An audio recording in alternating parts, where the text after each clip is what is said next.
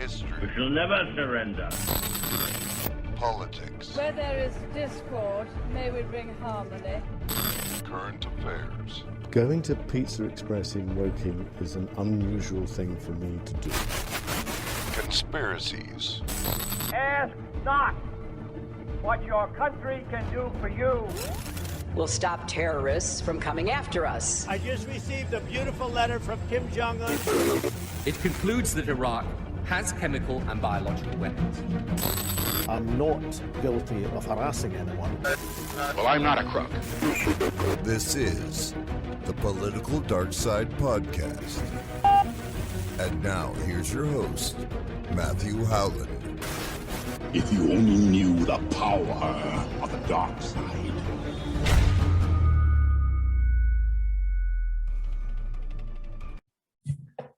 Welcome to episode 3 of the Political Dark Side podcast. This is going to be a bumper long-form edition about the Scottish general election on May the 6th. There's 4 guests, so feel free to skip ahead if there's only 1 or 2 that you particularly want to listen to. The first guest is Professor Sir John Curtice, the polling expert. He's going to be giving analysis and prediction. That section's audio only because he's a busy man, so I could only grab 20 minutes of his time.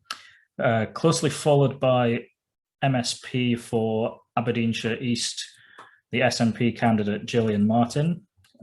That's followed by Stuart White, the Conservative Party candidate. I don't essentially aggressively push back against either of these two because they were good enough to come on my show.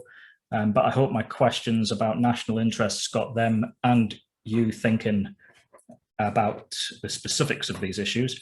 I didn't feel like I had enough time to invite Labour and Lib Dem candidates on too. That's not to say they're not worthy of a vote, but equally, this election seems to be a straight shoot about the independence referendum.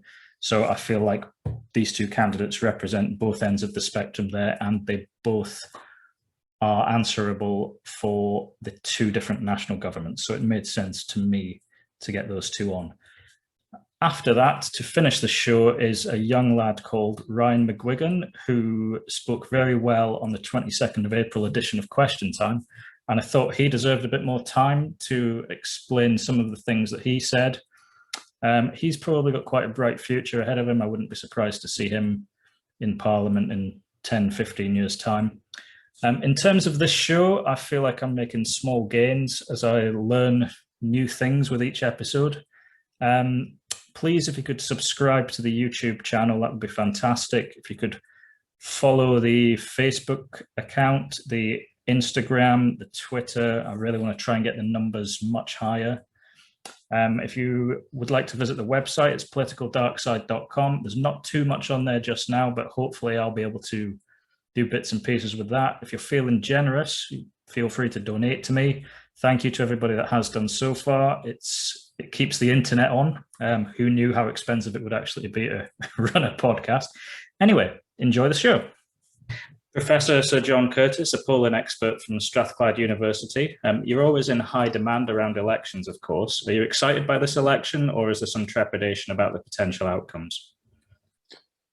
Well, I mean, in some senses, the outcome of the Scottish election is fairly obvious. It seems inconceivable that anybody other than the SNP is going to form the next administration.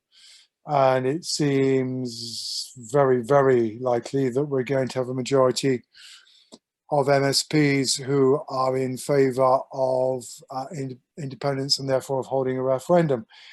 What we don't know, and what undoubtedly creates an edge to this election, is whether or not the SNP are going to get an overall majority on their own or not. And that potentially matters because, of course, the last time we had a referendum in 2014, that was occasioned by the fact that back in 2011, the SNP won an unexpected overall majority on their own, in the wake of which the then UK Conservative Prime Minister David Cameron said, "I accept you've now secured the moral right to hold a referendum," and the rest is history. The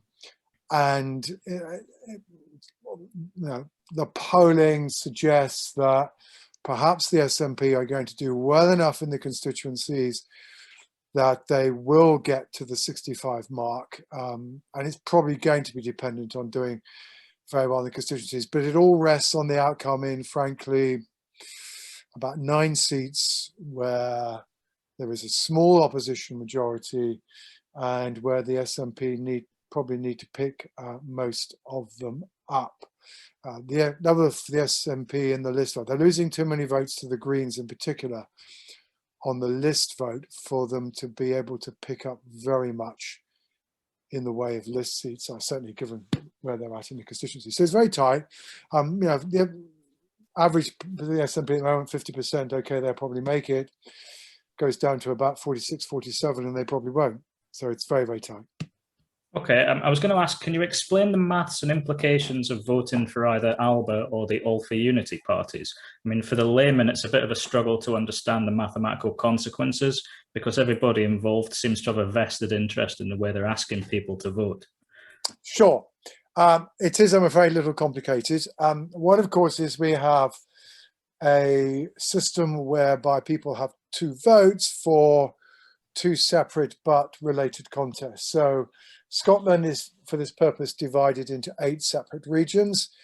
Typically, in a region, there are 9 constituencies, to which eventually get added 7 additional member list seats. And voters can have a vote separately for the constituencies and for the list.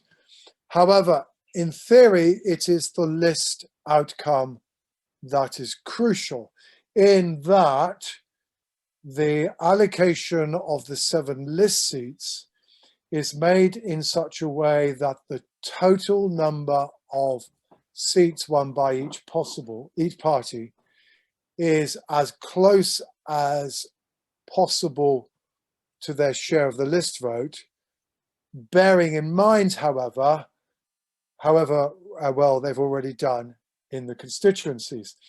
So what that means is if you've got a party, as was the case of the SNP in 2016, for example, it's doing very well in the constituencies and perhaps might pick up all 9 and might still get, well over 40% of the list vote. But because it's already got more than half of the constituency seats, the electoral D'Hondt formula will allocate the remaining 7 seats to other parties, primarily unionist parties. So this is the backdrop to this. Now, what Alex Salmond is arguing with the ALBA party is to say, well, therefore it is a waste of time voting for the SNP on the list vote, because in most instances, it will not result in the election of any more pro-independence MSPs. Instead, you should vote for me because a vote for me does potentially get more pro-independence MSPs. And not least, of course, because most of the list seats go to unionist parties because they're weak in the constituencies. So therefore, my list seats are going to come from unionists. That's his argument.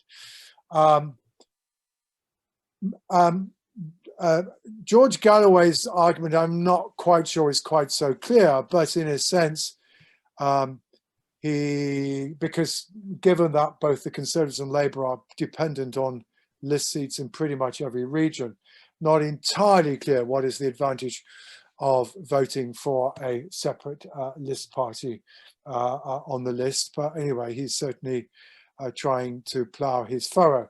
Now, the difficulty, however, with all of this is that what you've got to work out, and frankly is impossible to work out in advance, is from whom you would in practice take list seats. Because say, for example, as a party, you're doing well enough to pick up 1 list seat.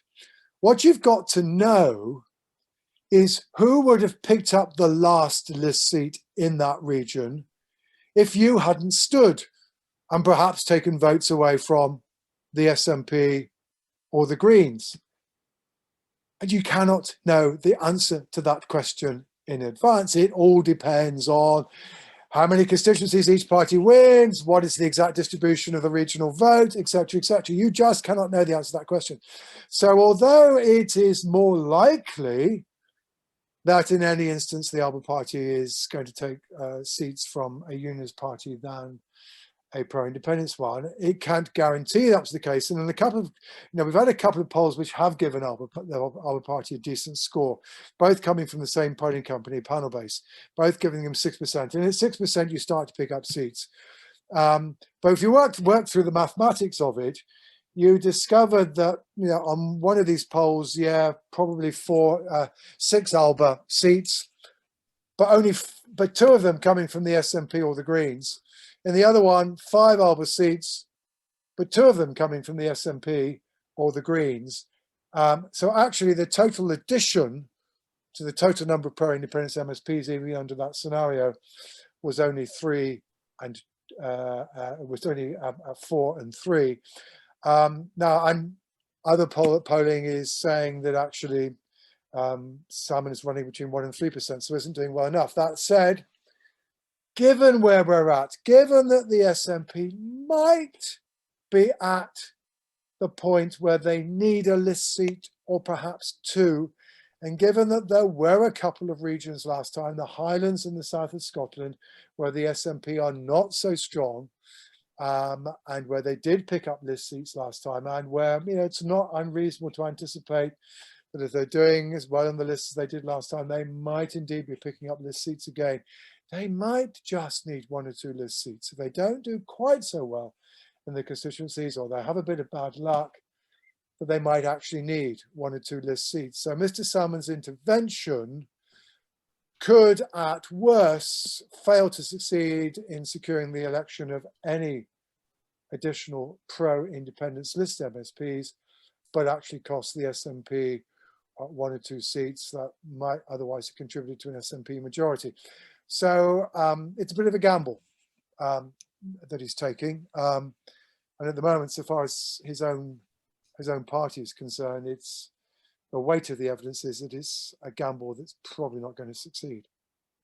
If the gamble does pay off, are we likely to see him and Nicola Sturgeon stand side by side thereafter? No chance at all. The two have seriously fallen out. There is now a serious personal rift between them, which is essentially primarily a consequence of the various allegations that were made about Mr. Salmond's behaviour in harassment allegations that were made to the Scottish Government, which eventually were not pursued because they were overturned by judicial review, and then the criminal case that was pursued, but out of which Mr. Salmond was acquitted, but his counsel admitted to inappropriate behaviour in his defence. Ms. Sturgeon, as an ardent feminist, basically has made it pretty clear that he feels that Mr. Salmond's treatment towards women has been unacceptable, and it's made all the worse by the fact, in her view, he has failed to apologise for his behaviour. So that is a serious personal rift. It's then overlaid with political differences, and yes, what was once a close partnership between the two most talented politicians in the nationalist movement has now just simply become a serious rift. So even if Mr. Salmond does get elected, and even if he got 1 or 2 people with him, there is no way in which Ms. Sturgeon is going to collaborate with him. And in truth, unless he does far better than even the most optimistic polling suggests, he's not going to be in a position where he has leverage. Yes, the SNP might have to rely on the Greens to be able to run the Scottish Parliament and to be able to pursue its vision for a referendum. It doesn't look at all likely that she's going to be dependent on Mr. Salmond. Okay. Is it unusual for party leaders to face off in the same constituency? And can Labour leader Anas Sarwar actually dethrone Nicola Sturgeon? It is very unusual, of course, because we typically have, UK House of Commons elections, we are used to having only first past the post elections. So, the point is, Anas Sarwar could not have become Scottish Labour leader, but for the fact that we have a list system, because he is currently a list MSP. Ms. Sturgeon is way ahead in that constituency. I mean, the truth is, the virtually every seat the SNP is defending is safe. It's very, very unlikely. I mean, just look at the polls. Labour Party is still running third in most polls. Now, Anis Sarwar is not at all likely to stop Miss Sturgeon from being elected in her constituency. But Mr. Sarwar is safe because he's top of his party's list. So he will get it, or at least he's number 2 on his party's list. And they will do well enough in Glasgow. I mean, they got 4 list seats last time, almost guaranteed to get at least 3. So Mr. Sarwar is safe. What do you make of the Conservative strategy of pushing Douglas Ross and hiding Boris Johnson? Well, I mean, Mr. Johnson is not a terribly popular politician, and his government has pursued a pretty robust attitude towards devolution. So it is, I think, not surprising that he is not coming north of the border. But the other side of the equation is not working terribly well either. I mean, Douglas Ross is, I mean, although the Conservatives are still running second in the polls, Mr. Ross is now beginning to trail Mr. Sarwar in the personal popularity stakes. Sarwar, he's only been leader for about 2 months. He's, however, gathering a degree of respect, as it were, irrespective of how people propose to vote. Douglas Ross's popularity is now seriously confined only to those who are minded to vote Conservative in the first place. So Mr. Johnson may indeed be wise to stay away. It's not entirely clear, however, that Mr. Ross is doing much for his party otherwise, in any case. And he's certainly not got the kind of popularity that Ruth Davidson had 5 years ago when she was leader of the Scottish Conservatives. All parties ultimately enforced COVID lockdowns and the consequences that has had for livelihoods, business, socialising, hobbies, and mental health. Do you think COVID has any effect on voting intentions? Yes and no. Yes, in the sense that I think one of the things that COVID looks as though it's done is, as it were, it's really scrubbed out of the public consciousness, and in a sense, the extent to which the criticisms can be pursued, anything very much to do with the SNP's record prior to March 2020. So, in the absence of the pandemic, you would have been able to argue that not necessarily made as much progress with reducing the educational attainment gap that the First Minister said was the criterion by which she was to be judged at this election once upon a time. That waiting times in Scotland are relatively high. I mean, there have been problems south of the border as well, but the point is it's the SNP that's responsible for Scotland. That economic growth in Scotland has tended to be rather weaker than it has been south of the border. So, as it were, there were plenty of angles of potential criticism into the SNP's record. And indeed, by the time we got to the pandemic, for example, people were as likely to be critical of the SNP's record as they were to be favourable towards it, although I certainly wouldn't want to give you the impression that they were in deep political trouble because of their perceived record. But the pandemic, in a sense, has just scrubbed all that out. Why is the educational attainment gap not narrowed? Well, because the pandemic has made it very difficult to do anything with the educational attainment gap. Why does Scotland have enormously long waiting lists? Well, for the same reason everybody else, because of the pandemic. Why is Scotland in deep economic trouble? Well, because of the pandemic. So it's, in a sense, it's scrubbed out the previous 4 years. And of course, what's also true is that the visibility of the handling of the pandemic has just been so much greater. The no, however, is this, in that what certainly seemed to be clear in the summer and the autumn of last year was that people's perceptions of Nicola Sturgeon's handling the pandemic was beginning to feed into their perceptions of the merits of independence, and therefore in turn into support for the SNP. In other words, there was a distinct minority of about 1 in 5 people who voted no in 2014 who were saying, you know what, I think maybe Scotland would have handled this pandemic rather better as an independent country. And that then seemed to feed into, independence was running about 53, 54%. Now that mood seems to have abated to some degree, although I have to say the polls haven't really asked the crucial question more recently, but when they did, some evidence being abated.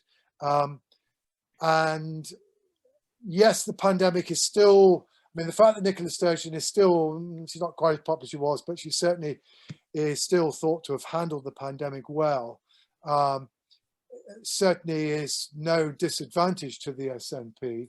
And she's by far and away the most popular politician in Scotland. But then, so she should be, given she's leading by far and away the most popular party in Scotland. So I don't think the pandemic is feeding into people's perceptions in quite the way that it was, 6-9 months ago. But even so, it's one of the reasons why I think it's proving quite difficult for the opposition parties to try to pin down the SNP on their record. I mean, the other reason at the end of the day is that voters are now so polarized on the issue of independence.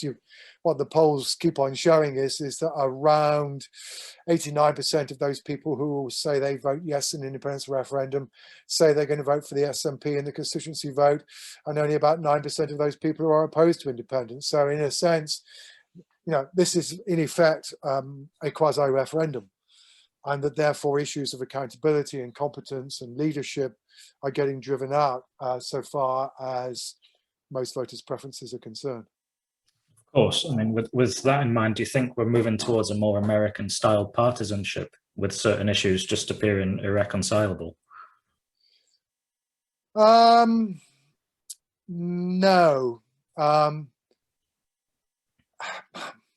But I understand what you mean. I mean, let me rephrase your question. If you're asking me, is it the case that politics in Scotland is now more polarised than it once was? The answer to that is yes, but the same is also true of the UK as a whole.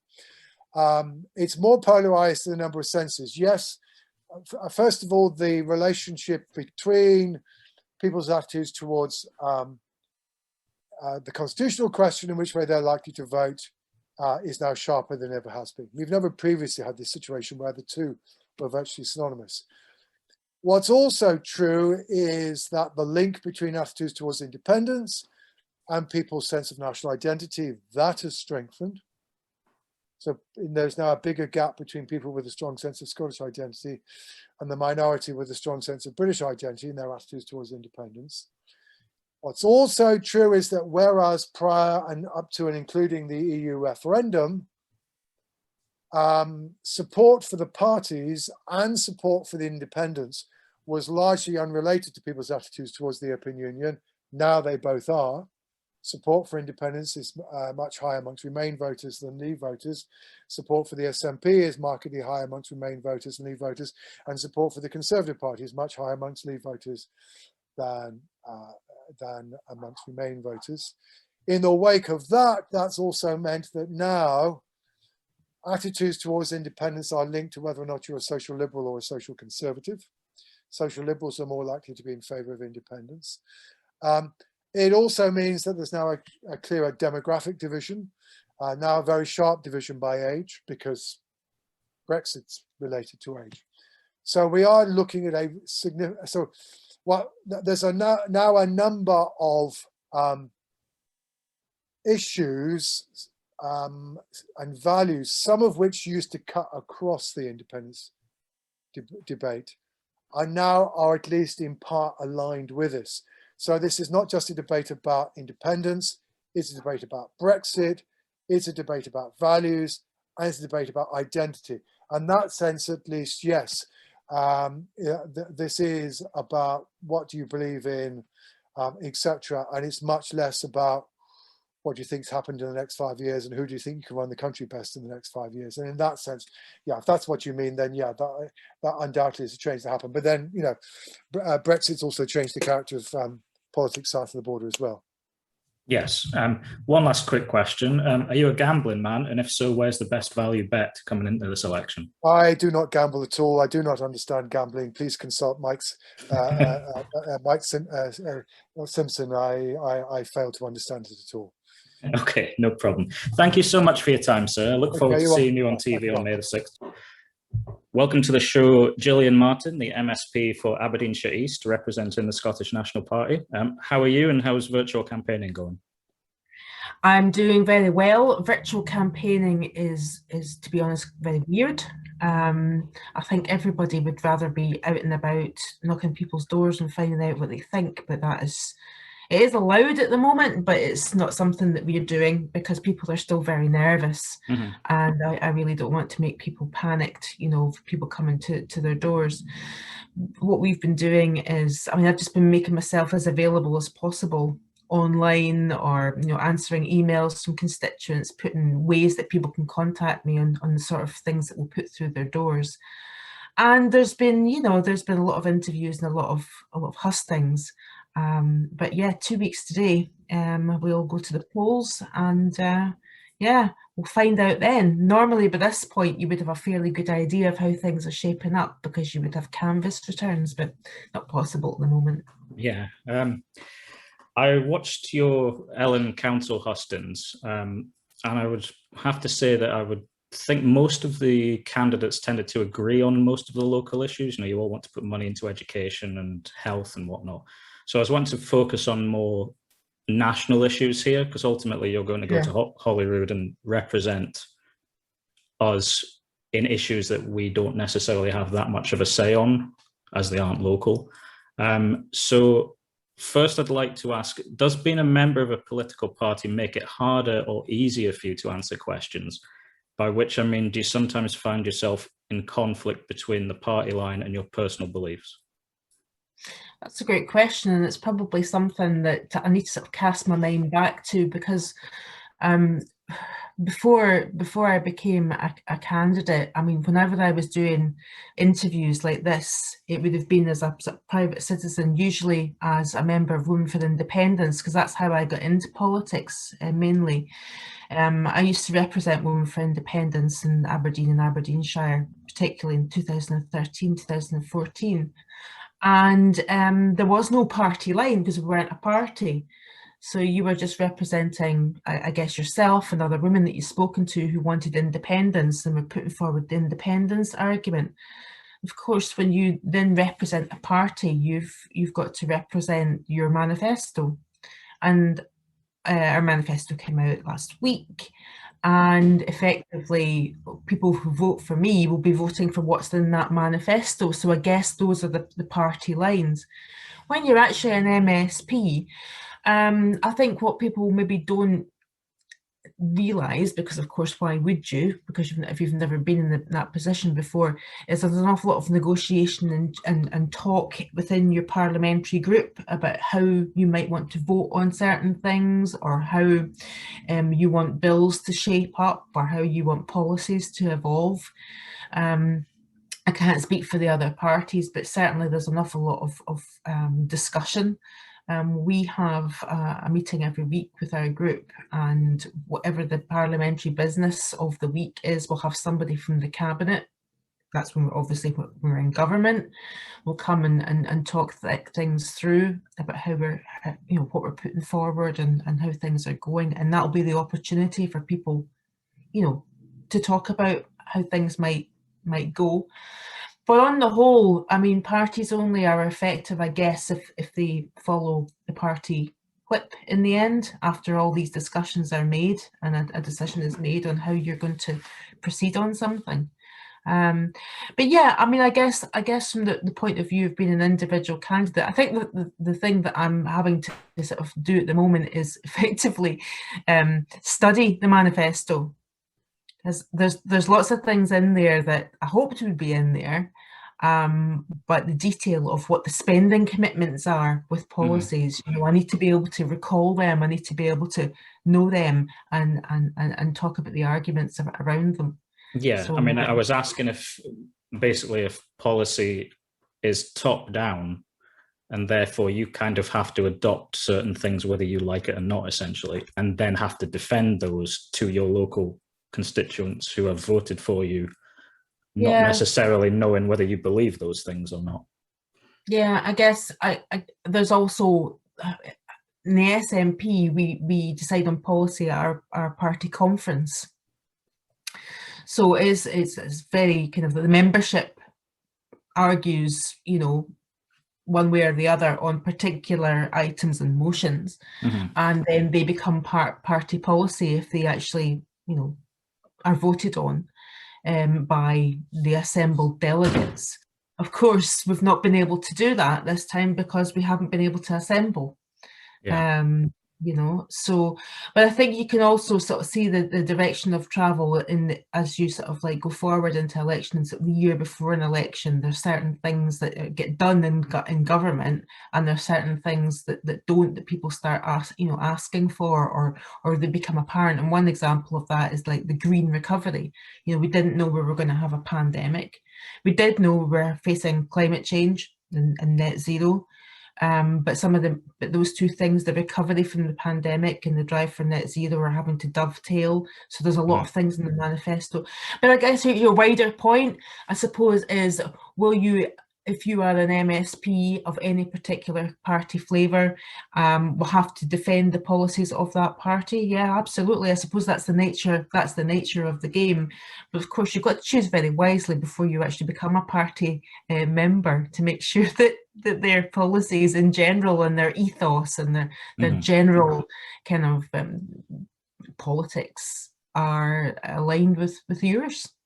And if you don't like certain things that are being proposed, then it's your duty as a party member at conference to argue against them and try and get other members on your side.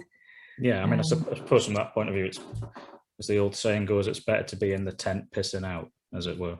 You know what I mean? I think we've got the odd tent pisser, if that's the phrase. I mean, I think there's certainly room for dissent, and there's room for robust argument. I think always hark back to one particular contentious issue in the SNP, which is about whether or not we want to join NATO, and that really was at the time almost the big divisive issue. And it was argued for and against robustly by people. But once the party has decided on a position, I guess you have to decide, well, okay, you've had your chance to argue. You haven't won that argument. There's a policy there that you don't necessarily agree with, but the majority of the party did. So you've got to go on with it. Yeah, of course. On this show, my remit's to try and focus on the darker aspects of politics, as it were. So where do you think the darkness lies in this election, and why is it Westminster?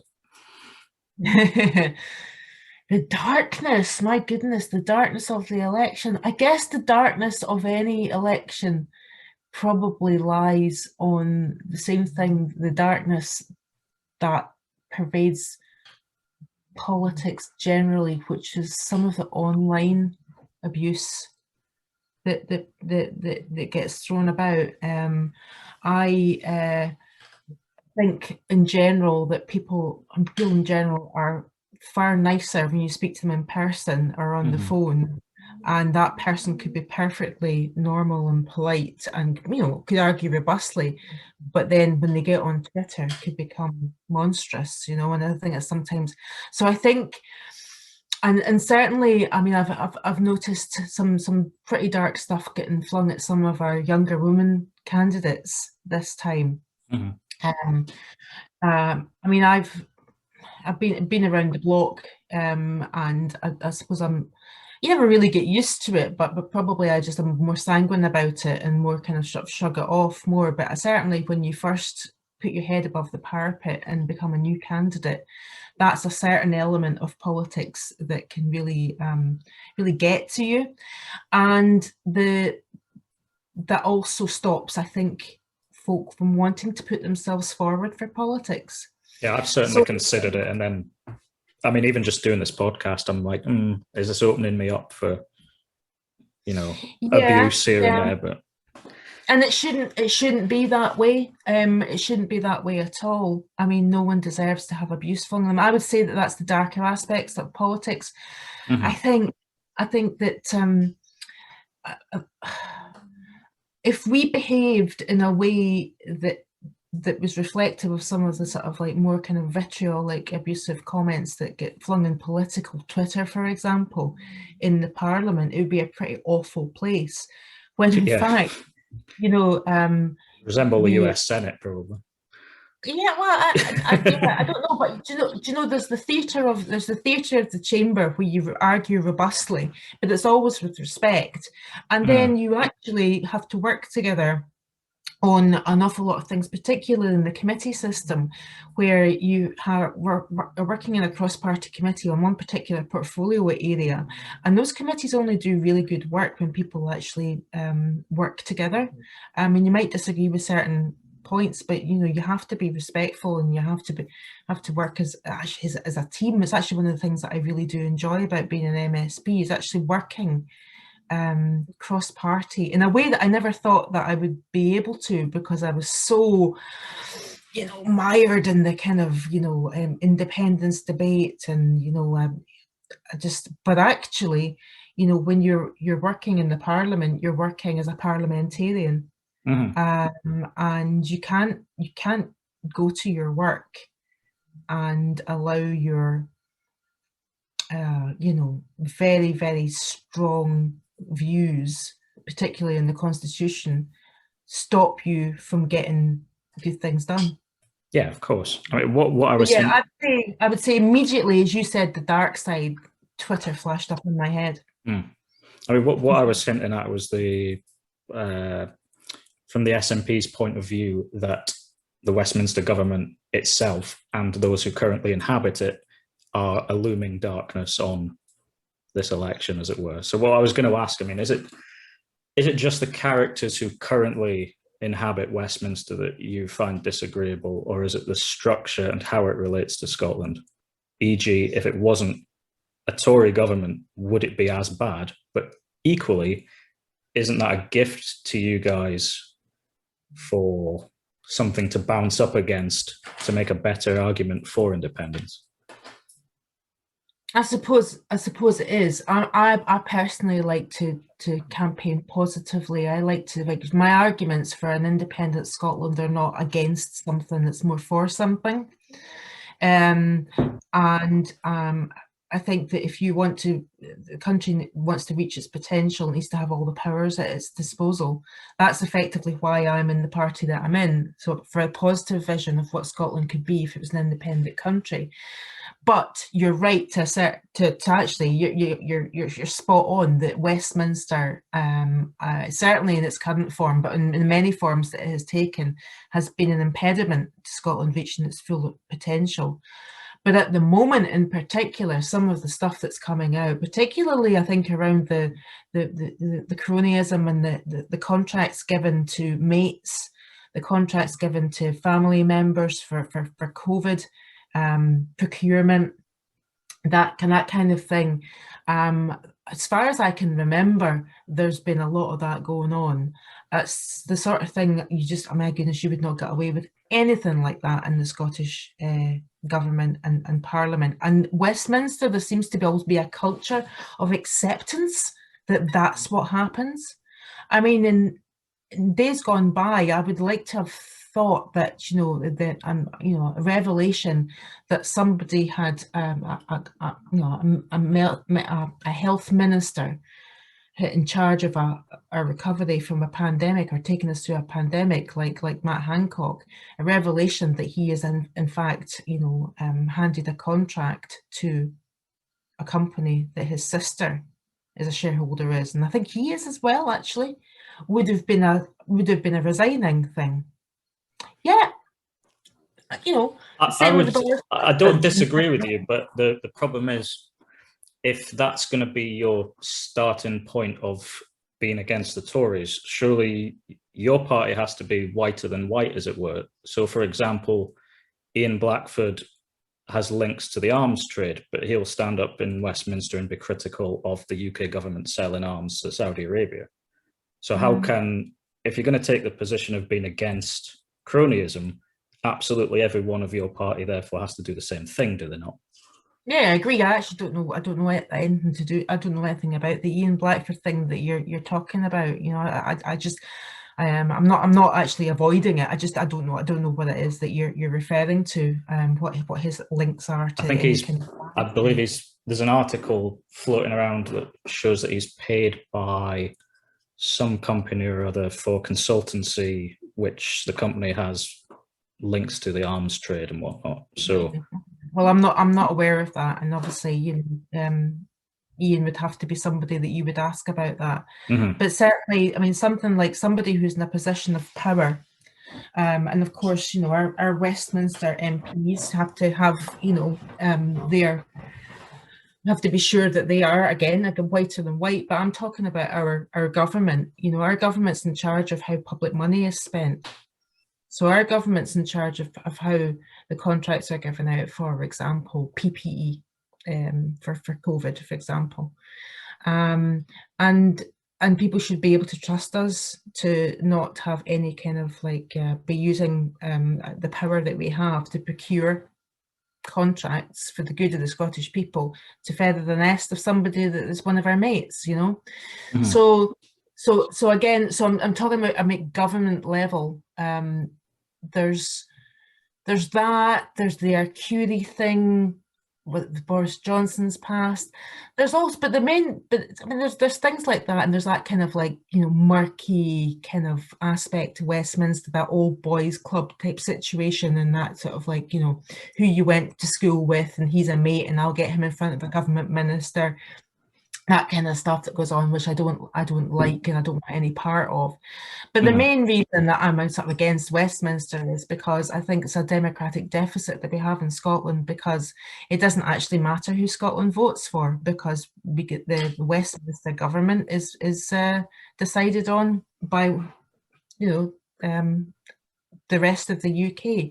So we have not, so every time there's been a Tory government since the 1950s, Scotland has never voted for that Tory government. They've always voted, in the past for Labour, and they've always, or more recently for the SNP. So there's that. So effectively, you've got this democratic deficit where you have, particularly at the moment, where you've got Scotland has one particular view on what they want their government to be, or what they want their politics to be, or what they want the policies that runs Scotland, or albeit when you're talking about Westminster, the reserved policies. But no matter how many SNP people that we vote for to be MPs, we end up with Boris Johnson as Prime Minister. And we end up with a Brexit that we didn't vote for. Scotland didn't vote for Brexit. Over 60% of us voted to stay in the EU. And yet, you get taken out. And I think the thing that really sort of galls me about that particularly is that staying in the EU was one of the things that they used to try and stop people from voting for independence in 2014. They're saying, you become independent, you're not going to be able to go. You're not be able to go into the EU. They're not going to be interested in little old Scotland. And then 2 years down the line, they get taken out anyway. So I think that's the sort of darkness of Westminster that I don't like. It's a very antiquated system.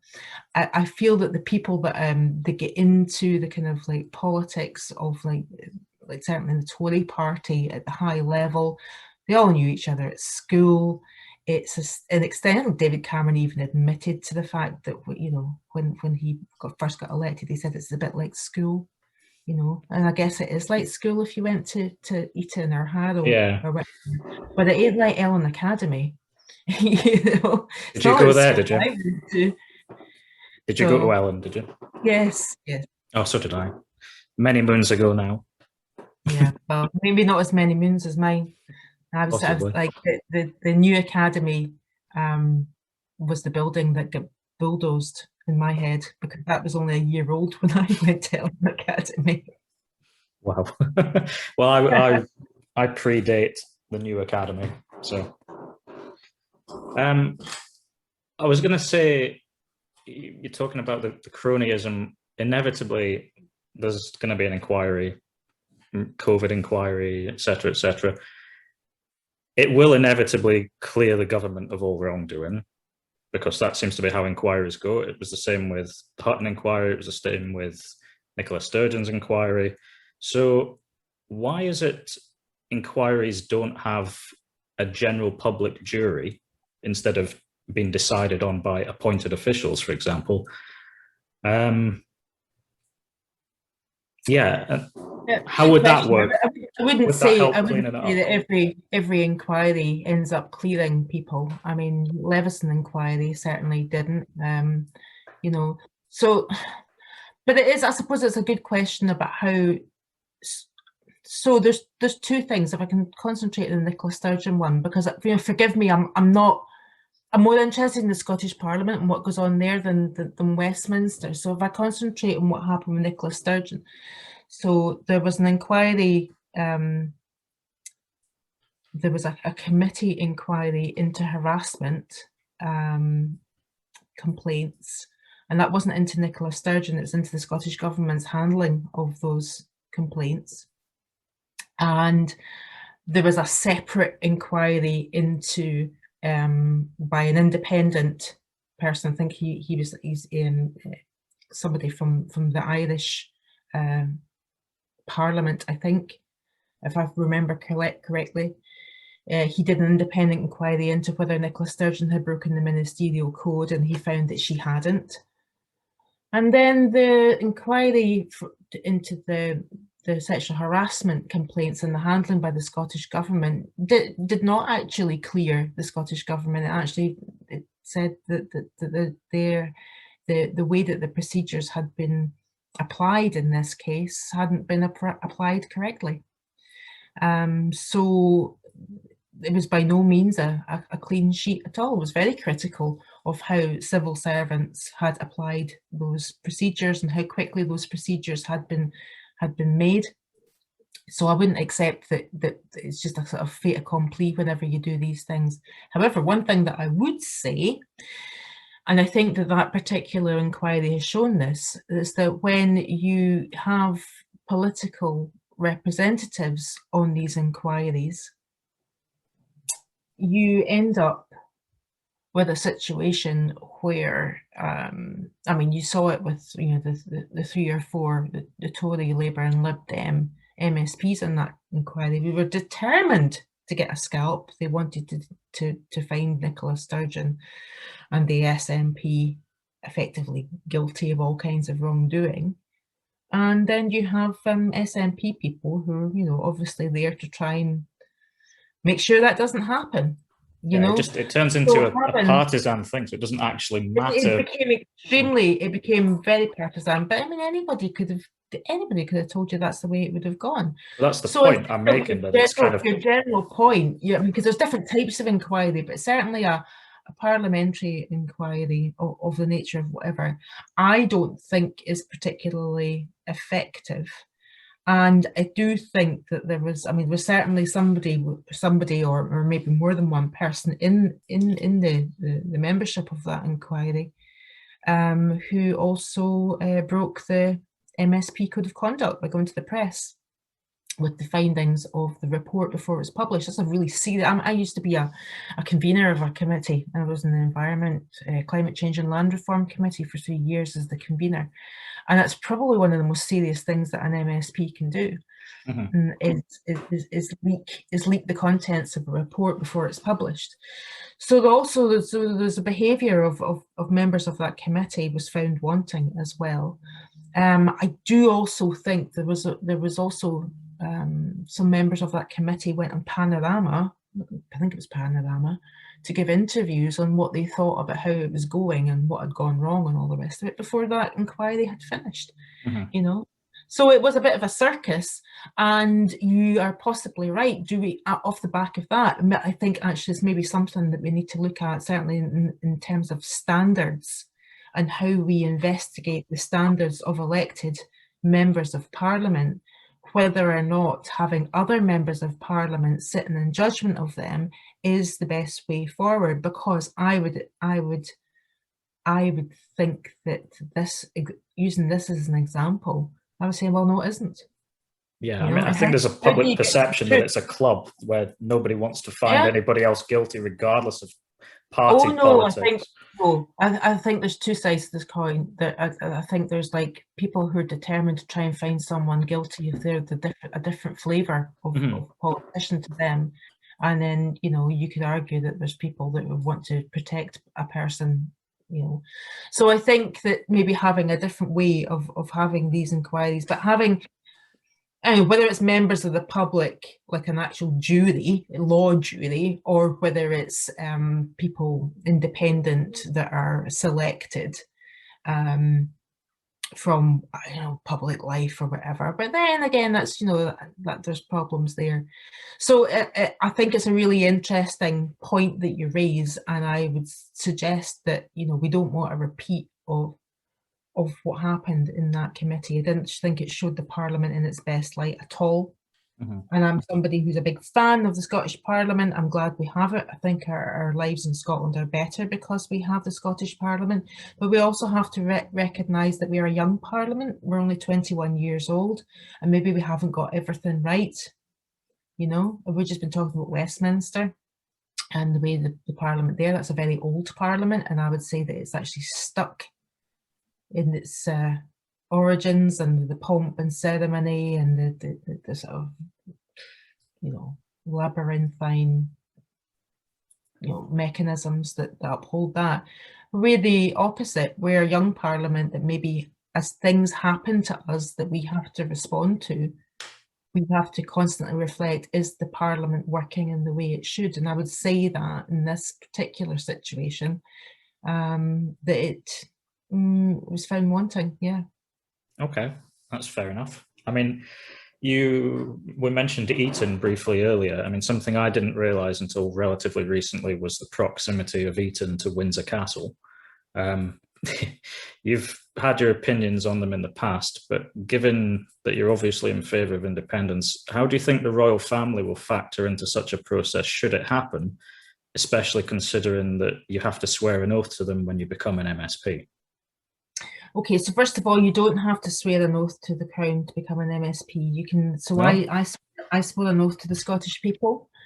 So you can swear an oath to the Queen if you want. You can swear an oath to God if you want. If that's I thought you had to. I'm sure it was on the website that it was. No, you can. So you can. So I always swear an allegiance and an oath to the Scottish people. Say, I was only done it once.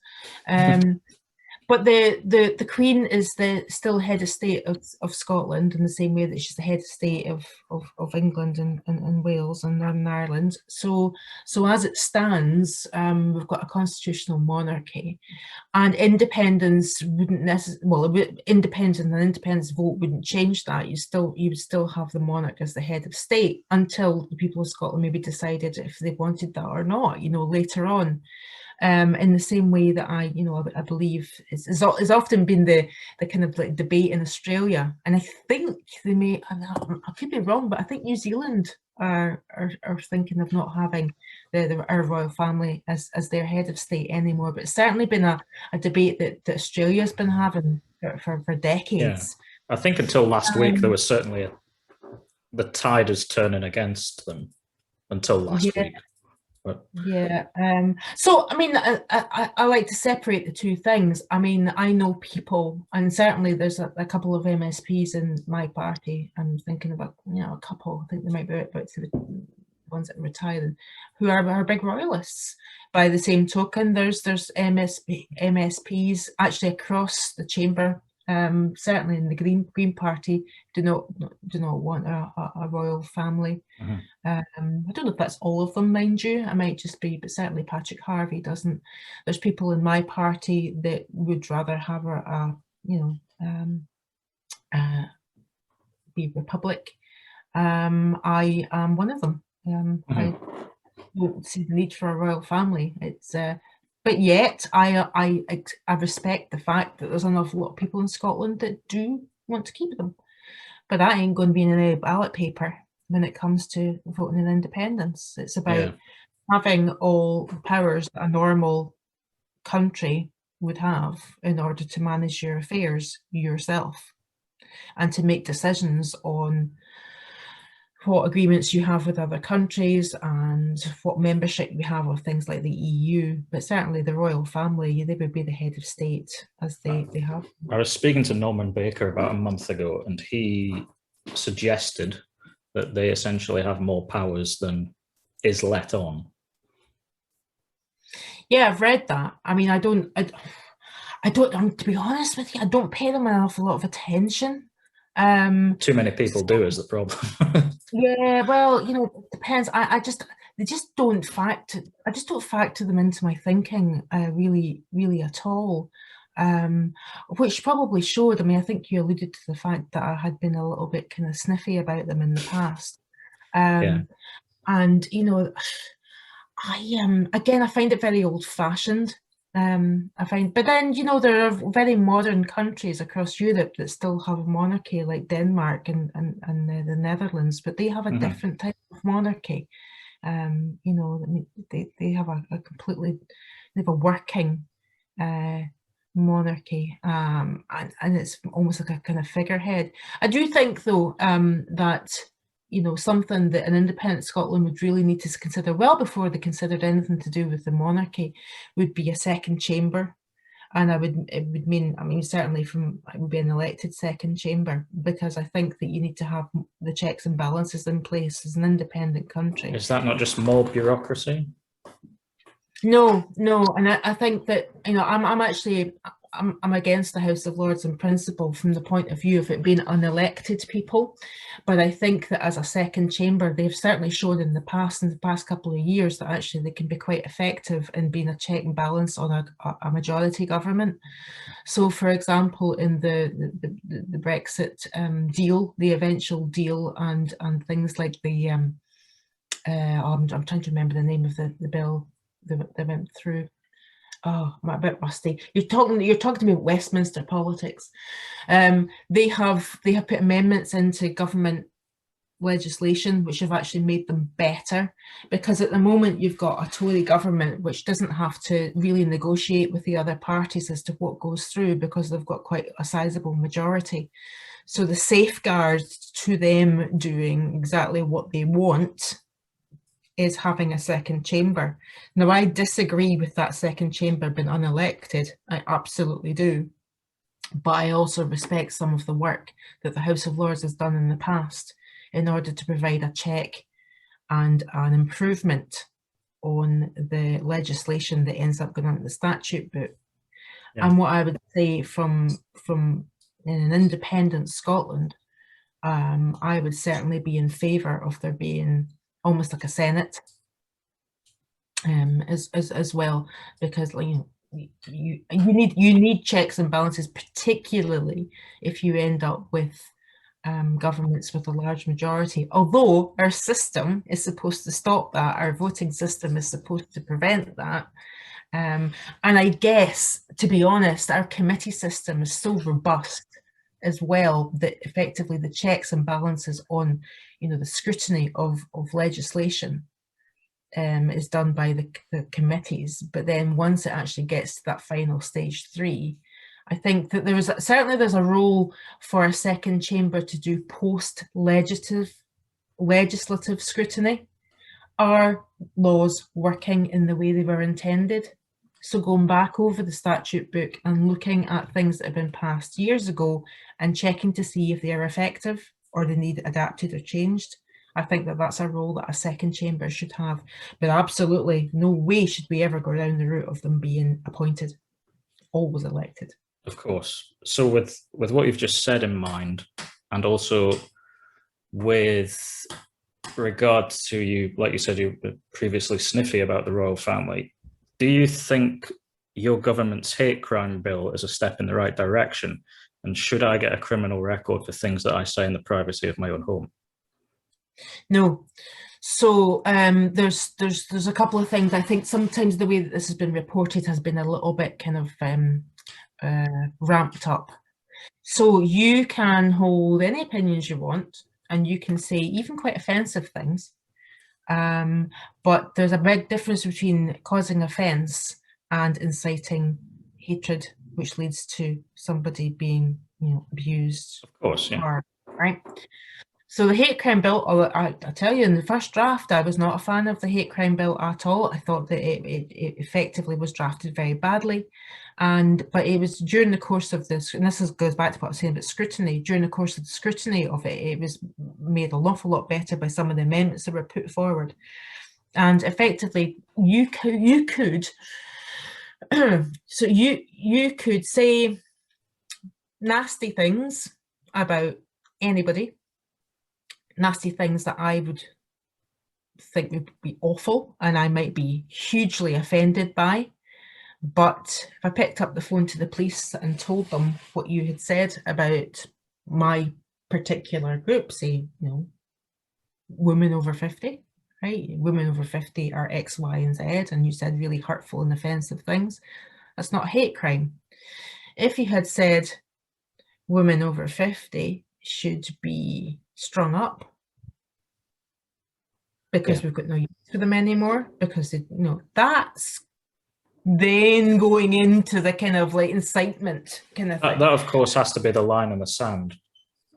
I would just say, like you say, the way it's been reported on almost implies like the law is coming into your living room whether you like it or not, if that makes sense. So I like you say, you said a couple of things there. The way it's been reported, first of all. So the way it's been reported, it doesn't really, and some of the way it's been reported hasn't really been reflective of what it actually is. But the other thing is, the law's already in your living room, because you can't kill someone in your living room and get away with it. So yeah, of course. I mean, it's a and I think that was one of the Tory arguments, was that you could incite hatred in your living room. So effectively they were just moving the location of where hatred had been incited would be appropriate. Yeah. So effectively anybody, so say there was a far right group who wanted to attack a mosque, okay? And the way that the Tories were arguing with this, so if it happened in a pub where there was plans made up in order to incite people to attack a mosque, and they were this like National Front group or whatever, this far right group had sprung up, and it happened in a pub, then that would be prosecutable. But if it happened in a family home where a father and son who were very right wing, and had a couple of other family members, and they decided to incite hatred in their family living room, that wouldn't be prosecutable, and that seems daft to me, because incitement to hatred is incitement to hatred. And I think that people forget that actually the hate crime bill came about because we were having attacks on mosques, we were having attacks on Catholic churches, we were having people attacked for their particular characteristics, and that we want to be very clear that in Scotland that we cannot have any kind of incitement to hatred that harms any particular group for maybe their sexuality or their race or their religion. And I guess that, the Conservatives are weird on this, because they were really against this in terms of civil liberties, which I don't feel it doesn't attack your civil liberties at all. Yet down the road in Westminster, they're putting forward legislation to stop people from having demonstrations in the street. Yeah. So that's very dangerous. Well, yeah, the right to protest is something that is effectively a human right, and it's the right to protest is something that has changed the world for the good in places, and the right to protest being curtailed, the sort of thing that you see happening in Hong Kong as part of the Chinese government, or the Tiananmen Square.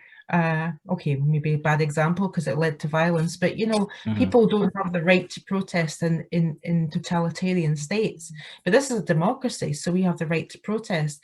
So I think there was, to be honest, I would say that the Tory line in this was a little bit kind of ramping up a little bit hysteria, and they want to legislate what you think, what you say in the privacy of your own home. No, actually, the hate crime bill is incitement to cause racial hatred, religious hatred, to incite something that goes on to cause harm, and that's something that was changed in the way that passage, the bill went through the passage, was to absolutely ensure that there is a very clear threshold for what constitutes a hate crime.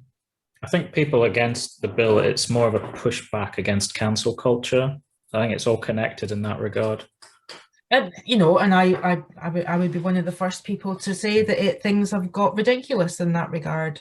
And I go back to, we come full circle. We talk Twitter, you know, social media, cancel culture. But the hate crime is hate crime. It's hate crime against a particular group in which you've incited hatred that has led to harm.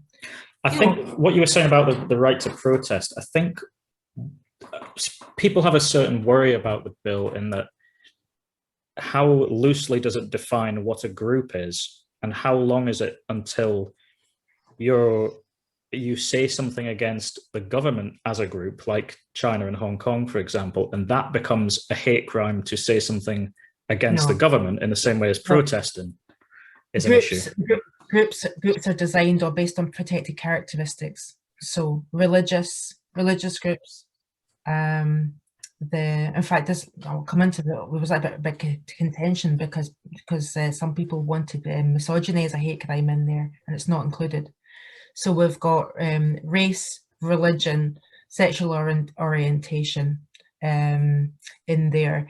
And those are the protected characteristics are set down by equalities legislation, the Equality Act.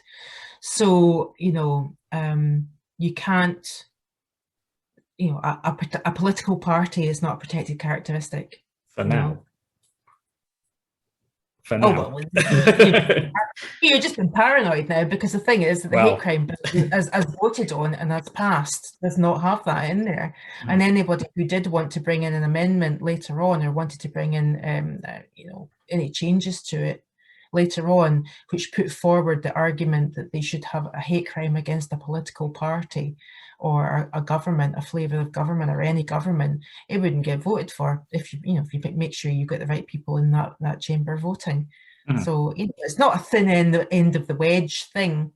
One area in which it may change is that, and certainly I would be keen to see this, is that I felt it should have a sex aggregator in it. I felt that misogyny. I think misogyny that leads to to harm to women. I believe that's a hate crime. I believe it's a real problem in our society. Doesn't that already exist in the sense of like domestic abuse laws? Yeah, domestic abuse is different from misogyny. Domestic abuse is your partner that you live with being violent or abusive or coercive towards you. Okay. But, so one of the things that the Humza Yousaf set up was there's a working group led by Dame Helena Kennedy into misogyny and looking to see whether or not the hate crime bill is a vehicle for including misogyny, or whether there's other legislation that has to come forward to protect women more. So that's, but nobody is suggesting that saying nasty things about the SNP or Gillian Martin or Nicola Sturgeon is a hate crime. Certainly there's the laws of the land in that if you issue, like, say, a death threat to somebody, that's not covered by the hate crime bill. That's already in Scottish law. That's against the law anyway. It's the type of hate crime which is against protected groups of religion, race, sexual orientation, etc., as dictated and defined by the Equality Act. Okay. How are you for time, by the way? Because I'm not that far through what I've got here. Okay, I've probably got another 15 minutes, and then I'll have to go because I'm on Radio Scotland. Oh, okay. Right, I'll try and fire through some of this stuff. I'm talking too much, but I'm giving you lots of material. Yes, that's true. The particular seat that you have now, Aberdeenshire East, was previously held by Alex Salmond. Do you think he helps or hinders the push for independence?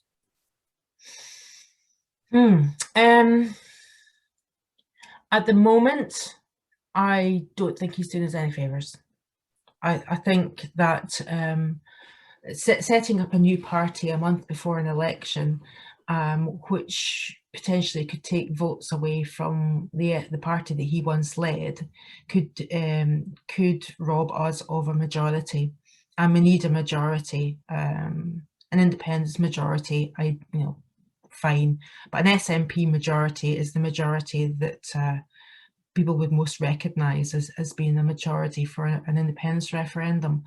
The difficulty I have with it is that I don't feel that he'll get enough votes to get any seats, and that will take away votes from the SNP, which might let more unionists in the list. Okay. That's my general view in it. I'm not feeling wholeheartedly that he's helping the cause right now. I do think that when people leave politics after a very long time, like lengthy time in power, it's probably a good idea to become a sort of elder statesman and to let other people take the reins. It's not just in politics, actually. I think there's something about leaving a stage on a high and being the sort of person that maybe gets interviewed and could be come an independence referendum, could be somebody that's called upon to give their views or to help the movement or whatever. I'm not seeing the setting up of this party as being particularly helpful. No. Okay. What about the Greens? Are they unrealistic in their ambitions for the oil and gas industry in this particular area? Yeah, I do. I think I've got good relationships with some Green Party members. I would say particularly I know Mark Ruskell very well, Ross Greer very well. I sat in a committee with him and I'm friends with Alison Johnson. I think when it comes to the Northeast, they don't really understand the scale of the amount of people who are reliant on that industry.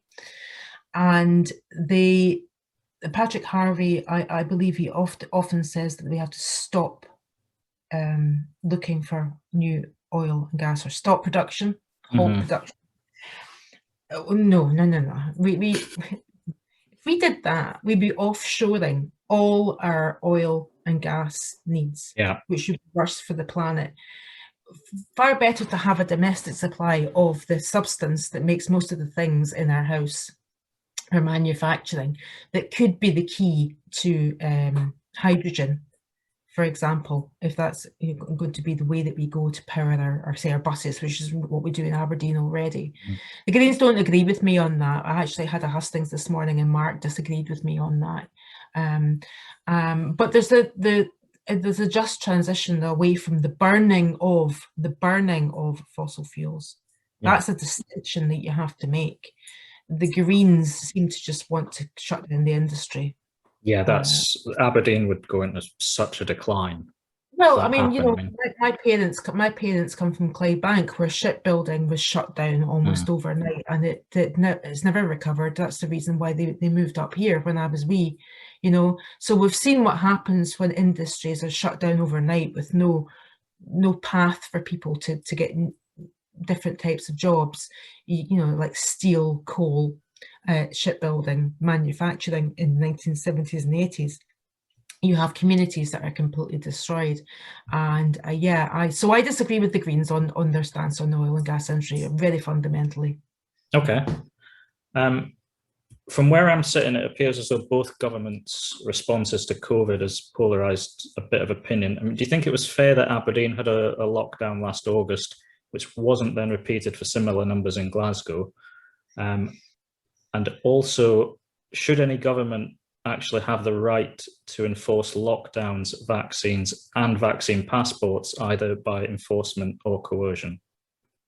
Okay, so I'll take the last one first, because there's obviously emergency legislation in place. The COVID legislation gives these almost like emergency powers because we've got a pandemic. In an ideal situation, the government shouldn't be able to do that. Right, they're taking away your civil liberties, but they were doing it for public health reasons. So, and that's something that the whole Parliament agreed to.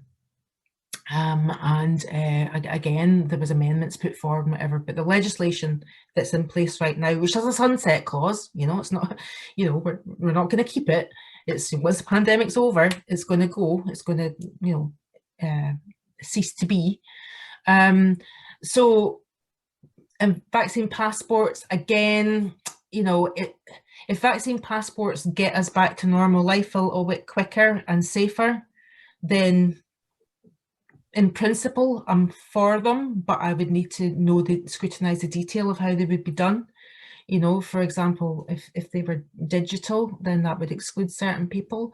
Would they only be for people who got the vaccine? That excludes a whole lot of people, like, you know, teens that can't get the vaccine yet, that kind of thing. You know, so that's, you know, so on a sort of high level of vaccine passports, you've had your vaccine, therefore you can do X, Y, and Z. That completely and utterly disenfranchises people who can't get the vaccine, you know? Yeah, I mean, so, I would say my motivation in asking that question is that I have concerns about long-term side effects, for example. So I'm undecided on whether I'm going to take it. And I therefore don't feel like I should be excluded from the life I used to enjoy because I don't necessarily want to have a vaccine. Well, I would recommend that you take it because of course long COVID is a horrible thing and it affects young people like you probably most. So that'd be my first thing, but that's your personal choice. But you come back to the Aberdeen thing. If you remember when that lockdown happened, what we had was a spike in Aberdeen caused by people ignoring the rules that were there to keep people safe.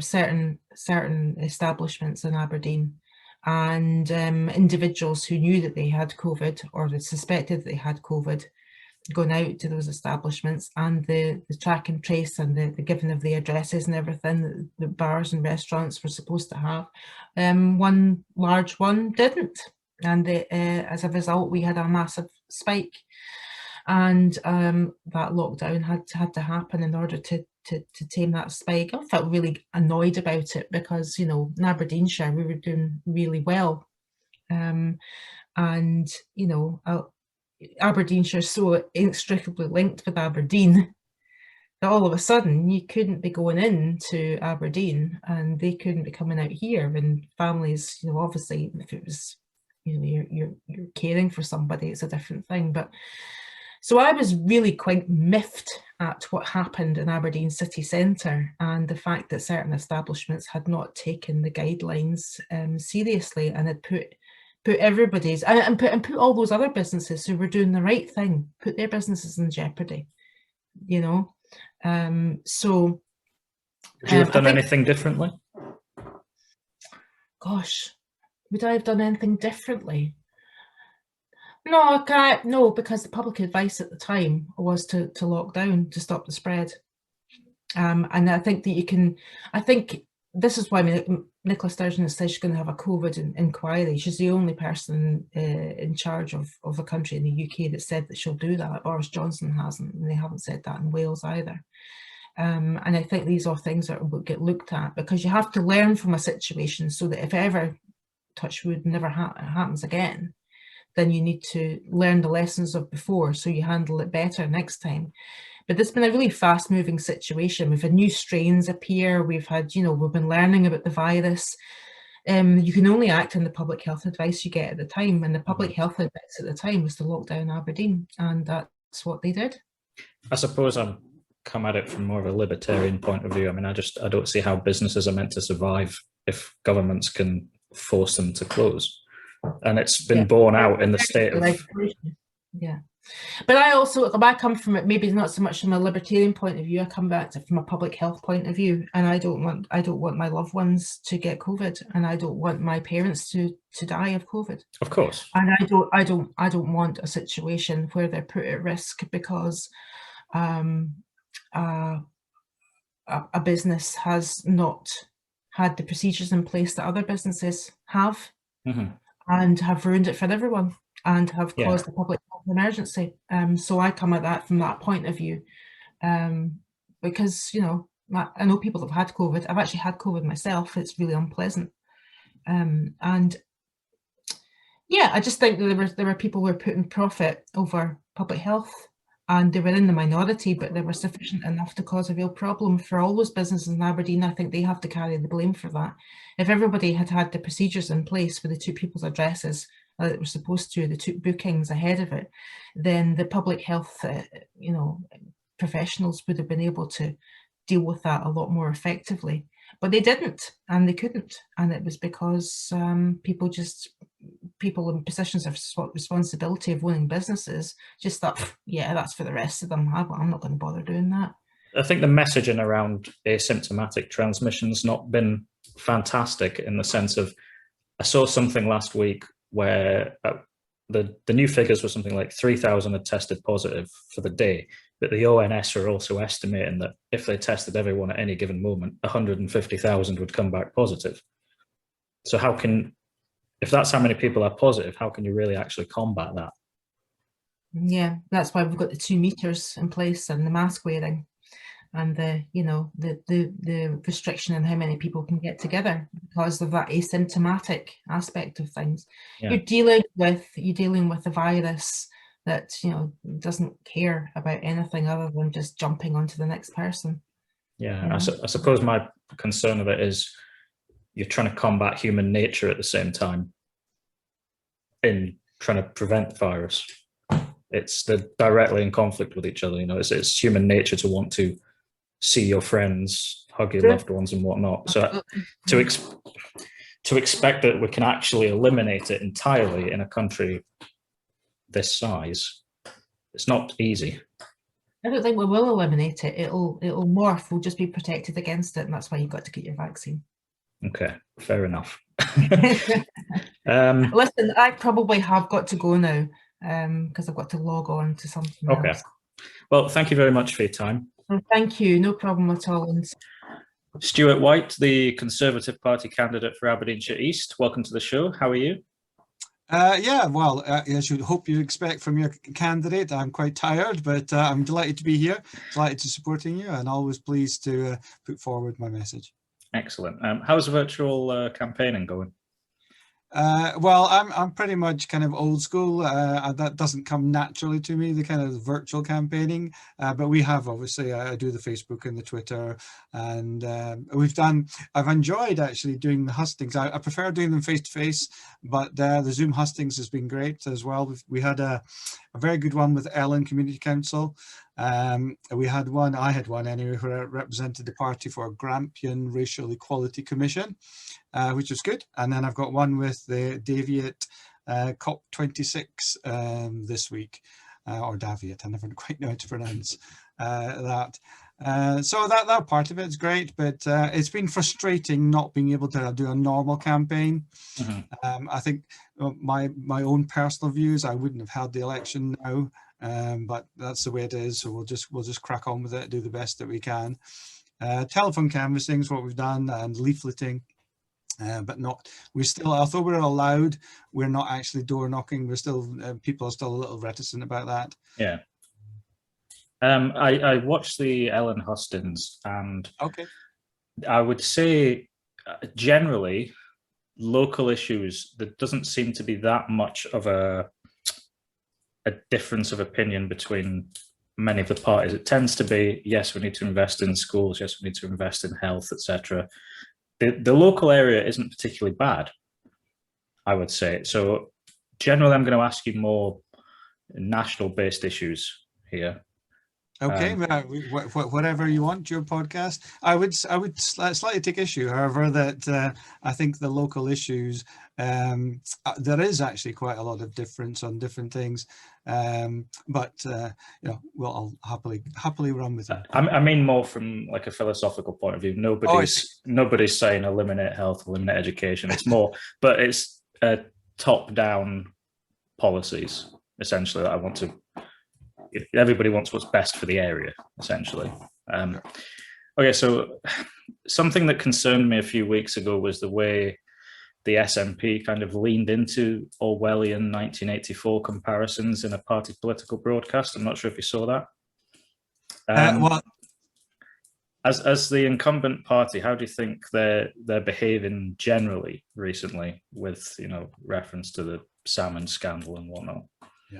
I think it's absolutely horrific. I posted on my campaign Facebook page their actual video. I put it up there, and I said, "This is the dark soul of nationalism. It's about othering people." And I said, the code that the SNP use is Boris is wicked, the Tories are wicked, Westminster's wicked. But I'm afraid I think most people recognise what they're really getting at.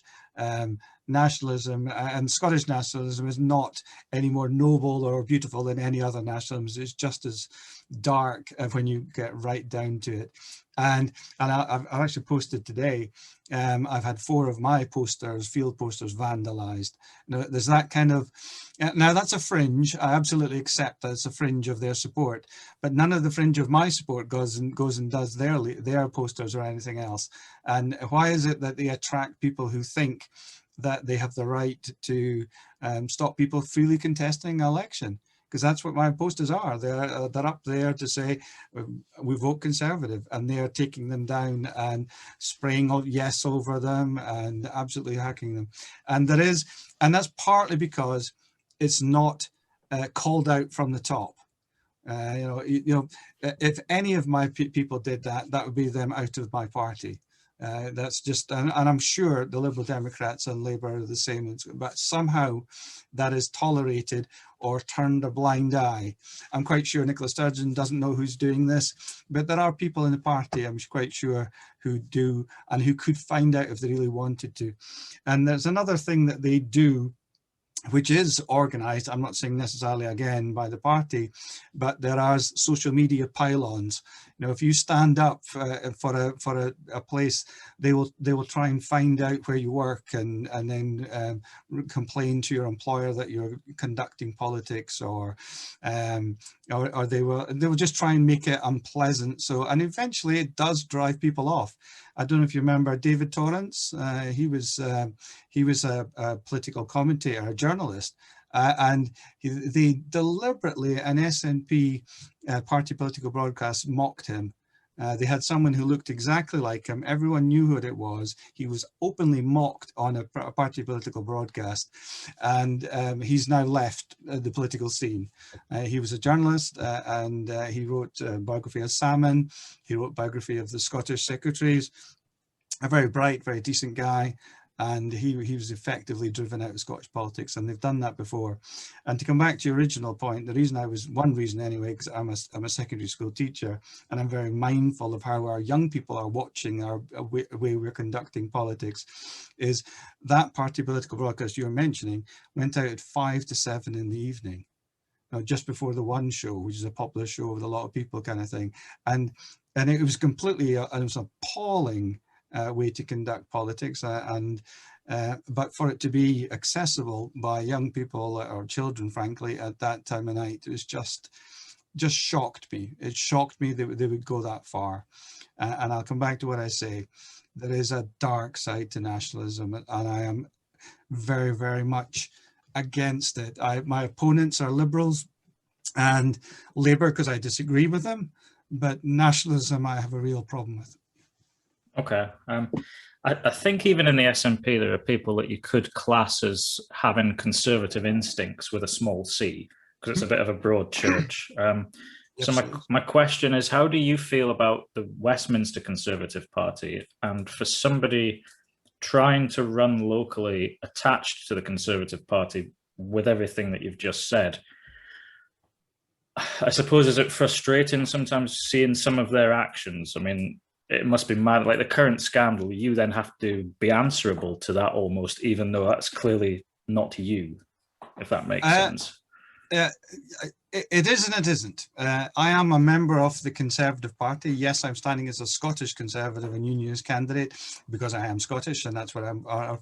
And it does allow me a little bit of distance to the UK party, but philosophically, I don't want too great a distance. I am a Unionist. And that means my Conservative Party is part of the Conservative Party that Boris is the UK leader. Boris is our Prime Minister. I know he's a controversial figure. I know he's a Marmite figure. He is, just quite honestly, he wasn't my choice for leader, but He has done some tremendous things. If you think about how good he's been on the vaccine, how good he's been on the furlough and the Rishi part of the government. It is my UK government. I think there are undoubtedly things that can be criticised, as there can by any government. But the environment for the UK government in Scotland, the hostility to Boris and Michael Gove and all those people, makes me instinctively want to defend them, because that's because no one else will. No one else is going to say, but hold on, he's actually done a good thing on this. You know, he's not always doing that. So in terms of this election, a Scottish Parliament election, it is a deliberate tactic of the SNP to call us Boris's Tories and to tarnish us with the Boris's. And we all always come back and say, hold on, it's a Scottish Parliament election. Education is 100% devolved. Health is 100% devolved. Transport, local government. You are distracting from the fact that we need to discuss these issues by referring it back to Boris, referring it back to that. And again, just on the education policy, for example, if someone throws back to me and says, well, in England, they're doing this. Well, my attitude is, so what? In France, they're doing that. I am the Scottish Conservative, education for the Scottish education policy. We are a distinct party with, or a part of the party with our own policy agenda. And it is designed to suit Scotland. And from my perspective, it's very much, I'm pushing to represent the northeast of Scotland with our own peculiarities and our own rights that we are defending. And that's where I come from. So I don't want to be overly distant from the UK party, because swings and roundabouts. You know, I think Cameron is where I come politically. I'm more a Cameroonian, but Theresa May, I think, you know, and also Boris, and there'll be other leaders after Boris. He is the current one that they're trying to make up this big figure. In terms of the scandals, I honestly have not been following it because I don't have time to watch the news at the moment. I am aware that there are them. I'm aware that they are pushing back on them. And one thing I'll say is, I am not getting anyone on the calls that I'm making or people I'm meeting when I'm out delivering leaflets, bringing that up. So it may be a media issue. They may expect the public to be worrying about this and concerned about that. But my real experience is meeting people saying, get that woman out when they're talking about Nicola Sturgeon. There is a strong reaction this time to the SNP. The scandals from the Conservatives and the SNP, it just all serves to be a distraction from actually speaking about, you know, how to improve things. And you saw them on Question Time the other night, and the previous one a couple of weeks ago, it was just speaking over each other, arguing. I mean, essentially, this is why I've chosen to individually interview people, not that you necessarily would be arguing over Zoom with Jillian Martin, for example, but I think it gives you a better chance to actually answer the questions the way this is set up. With that in mind about Boris Johnson, should he be up here campaigning? I would happily have him in the constituency. I'd happily have him. I think the tactical decision has been made by people higher up in the party. I would say, and I've not been told this, but I'm assuming that's the reason we haven't seen him, is that he would be too much of a distraction. That would then turn it into a Boris election. And as I've just said, we are incredibly keen to point out it is not. But he is the Prime Minister of the United Kingdom, and there is an element of doing the SNP's work for him, for them, if we don't have Boris up here, not because it's Boris, because if we have the leader of the United Kingdom campaigning in the United Kingdom. But what I would say is, well, it's not just Boris. We haven't seen Davy, and I don't think we've seen Keir Starmer. Perhaps right at the beginning, I think he was maybe here. So there is an understanding that to give Anna Sarwar and Willie Rennie and Douglas Ross to their chance to get known with the general public, because I'm sorry to say, Matthew, not everyone is obsessed about his politics as you and I are, and can name the politicians, never mind which one goes with what. So part of an election is for the general public to get to know Douglas and Annis and etc. And so I can understand both points of view, that Boris being here would be a distraction, but I also, and I probably do agree that it gives us more freedom to concentrate on Scotland and the Scottish leaders and the Scottish policies. Mm-hmm. With regards to Douglas Ross, I mean, prior to the episode of Question Time on Thursday night, I would have said that he was struggling a bit. But he put in a decent performance. I mean, did somebody have a word with him there, or what's? Well, again, that's if that did happen, I wouldn't be told that. We're not getting a text message. I've just had a word with Douglas. No. He has. Douglas is a new leader. The first one, I think. All of them, I think it's possibly the BBC format wasn't the best, but I think all of them struggled. The second one, I thought they were all better, including Douglas. And then as in there, I think there's becoming a relaxation, a kind of feeling for it. The first one's a huge pressure. And I'd hate to think how I would behave on that, or you would, let's recognize the fact that they're all doing this for the first time. Certainly Anas. I think Willie Rennie does come over as someone who's done this before, and that gives him a little bit more authority in some of these things, whereas Anas and Douglas are still trying to get themselves out there. I'm very happy to support Douglas. I think he's a spot on guy. I've known him for a long time. He came up actually to launch our rural manifesto to a farm just outside Old Meldrum, which I think is not too far from you. Mm-hmm. And we spent time there chatting with him. He's very relaxed and personable in that kind of manner.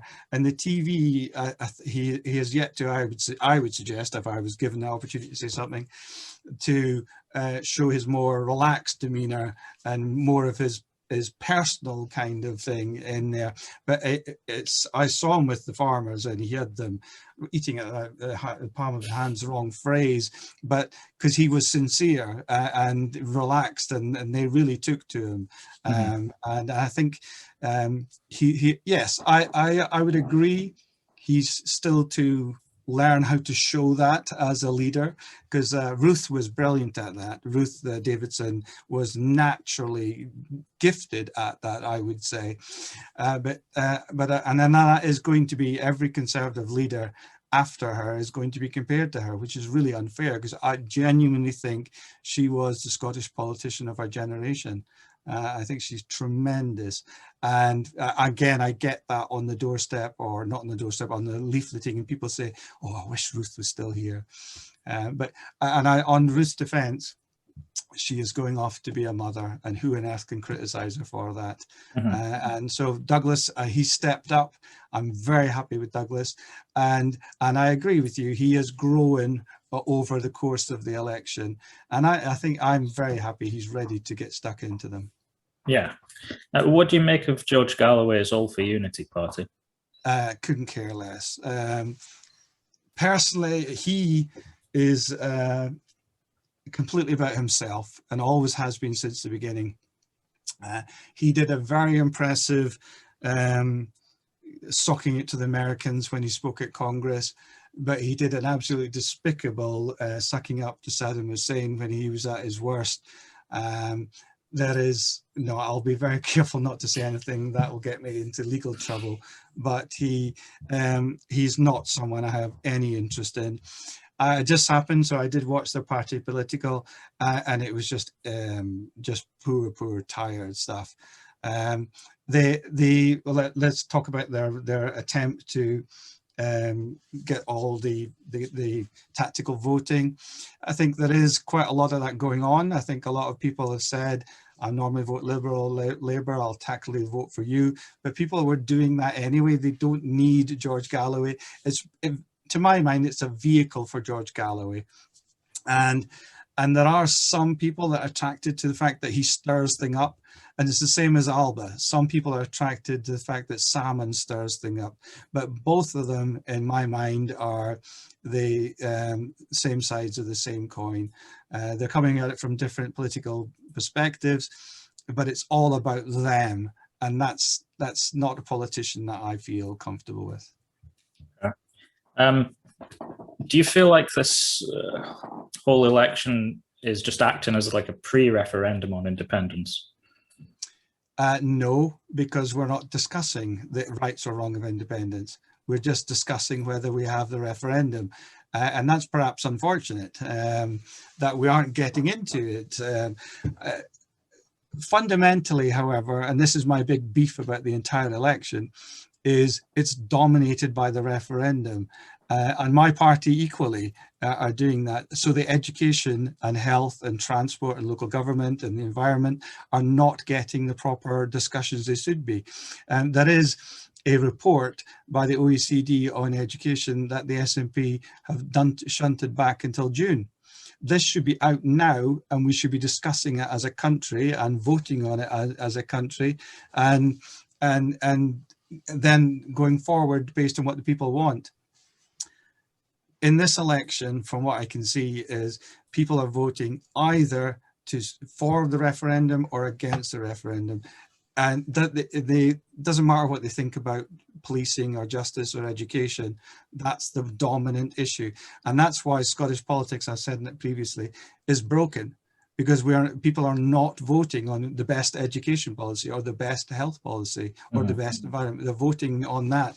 And that fundamentally, and I say the Conservatives are driving against that, because we want the SNP out. We want politics to return to normal in Scotland, left, right. The left, right is gone in Scotland. It is pro-independence or anti-independence. And there is one big party for independence plus the Greens. And then the anti-independence vote is split between three. And again, in my area, Aberdeenshire, we won the referendum 60% for staying in the UK as opposed to 40% for leaving. Yet all of Aberdeen, well, most of Aberdeenshire rather, has an SNP MSP, because the vote is split in there. And that's one of the things that we want to, I personally really strongly want to end that and get back to the left, right, the discussion on education and taxation. We've had none of that real discussions on the thing. When they come up on the question time or whatever, it's a competition to kind of agree with each other and spend more money. There's kind of 5 parties all roughly, saying the same kind of thing on that. And I think I'd like to broaden out and hear more voices and more kind of discussion of what's going on. Yeah, my apologies for yammering on about independence essentially as an issue. No, not at all, because it is the biggest issue at the moment. Yeah, what you were saying about Aberdeen voting 60%, I saw a map the other day that was coloured in based on how people had voted in the previous referendum, and essentially the only areas that actually voted for independence were, I think it was like Glasgow, Edinburgh. There's 3. Glasgow, Dundee, and I think it was North Lanarkshire is one of the places. There was 3 council areas in the whole of Scotland had a majority yes. The rest of the country, and Edinburgh is one of the strongest no's, was no. Okay. I mean, the SNP are suggesting that if there's a pro-independence majority after the election, then that's a mandate for another referendum, is it? Absolutely not. We've had a referendum. It was the largest vote, not only in Scottish history, in UK's history. It was 86% turnout. When do you ever get 86% turnout for anything? We're talking about the election in just over a week's time. The turnout was going to be, if it's like it's traditionally, 56%. Half the people of Scotland won't vote in the Scottish Parliament election.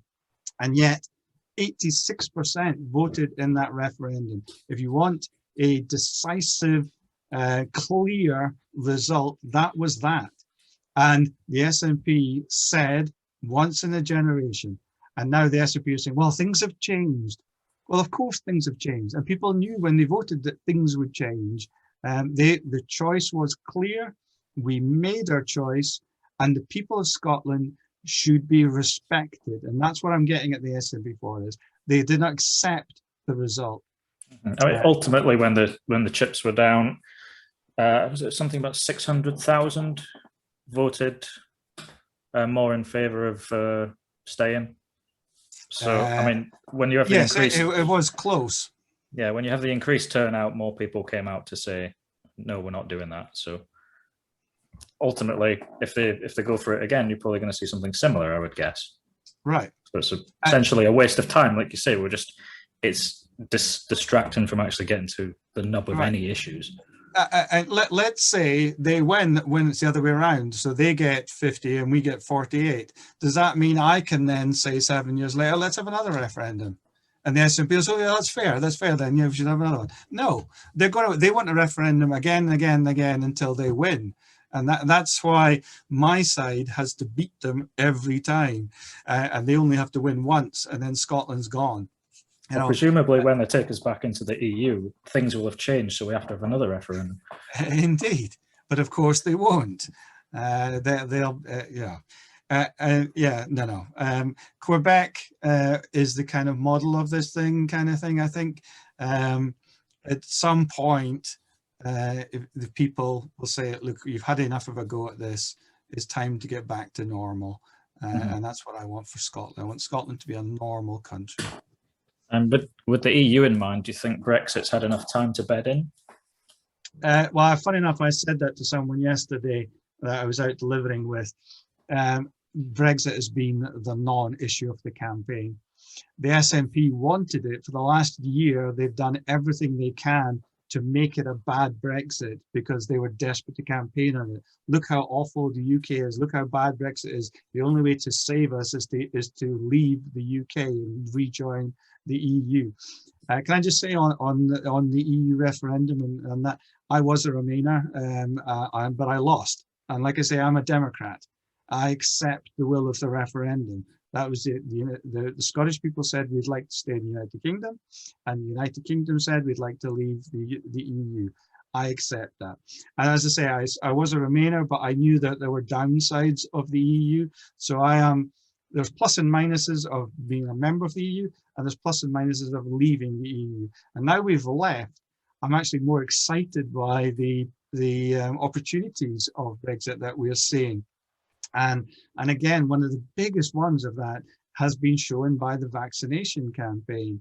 And the treatment, the way the EU has treated the countries since then about the vaccine nationalism, about blocking potentially going to Britain, going to Australia. I mean, that has shown a really ugly side of the EU that I think a lot of people are kind of thinking, well, maybe we are best off out. So it has not been the issue that the SNP wanted. I don't know if you remember back at Christmas when we had the vote on the deal that Boris came up with, and it was literally, the vote was 2 days before we had to leave the EU. The SNP voted no. They voted for no deal if they had been successful. And that would have been a chaotic disaster, leaving the EU without a deal. So yes, there are teething problems, and I don't underestimate those. We are just 4 months into it. But we have seen some of the opportunities already, and we will, over time, hopefully work out some of the difficulties and the problems. And people are adjusting to it. We were a member of it for 40 years. And we are getting used to no longer being members. And as I say, there are undoubtedly benefits that I, as a previous Remainer, have seen some of the benefits of leaving. And it is, and to come back to what I said, it has not been a political issue in any way. Okay. In terms of the representation of the Scottish people, do you think we are overrepresented or underrepresented given the Barnett formula and the West Lothian question?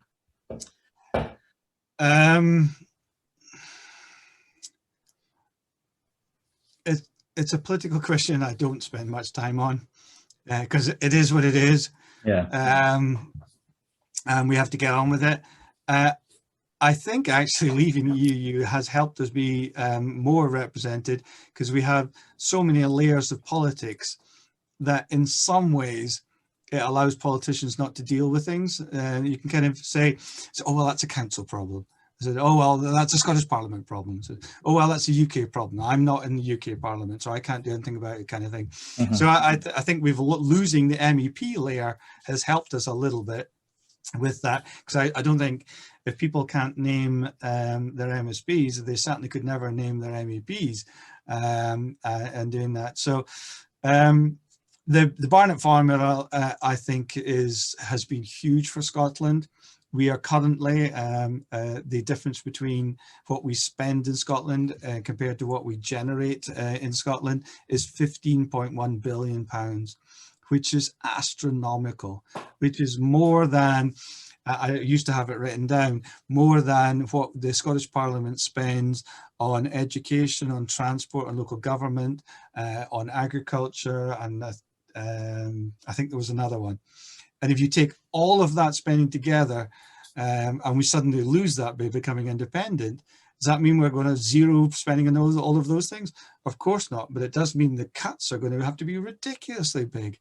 So the Barnett formula is brilliant for Scotland. I'm fully behind it.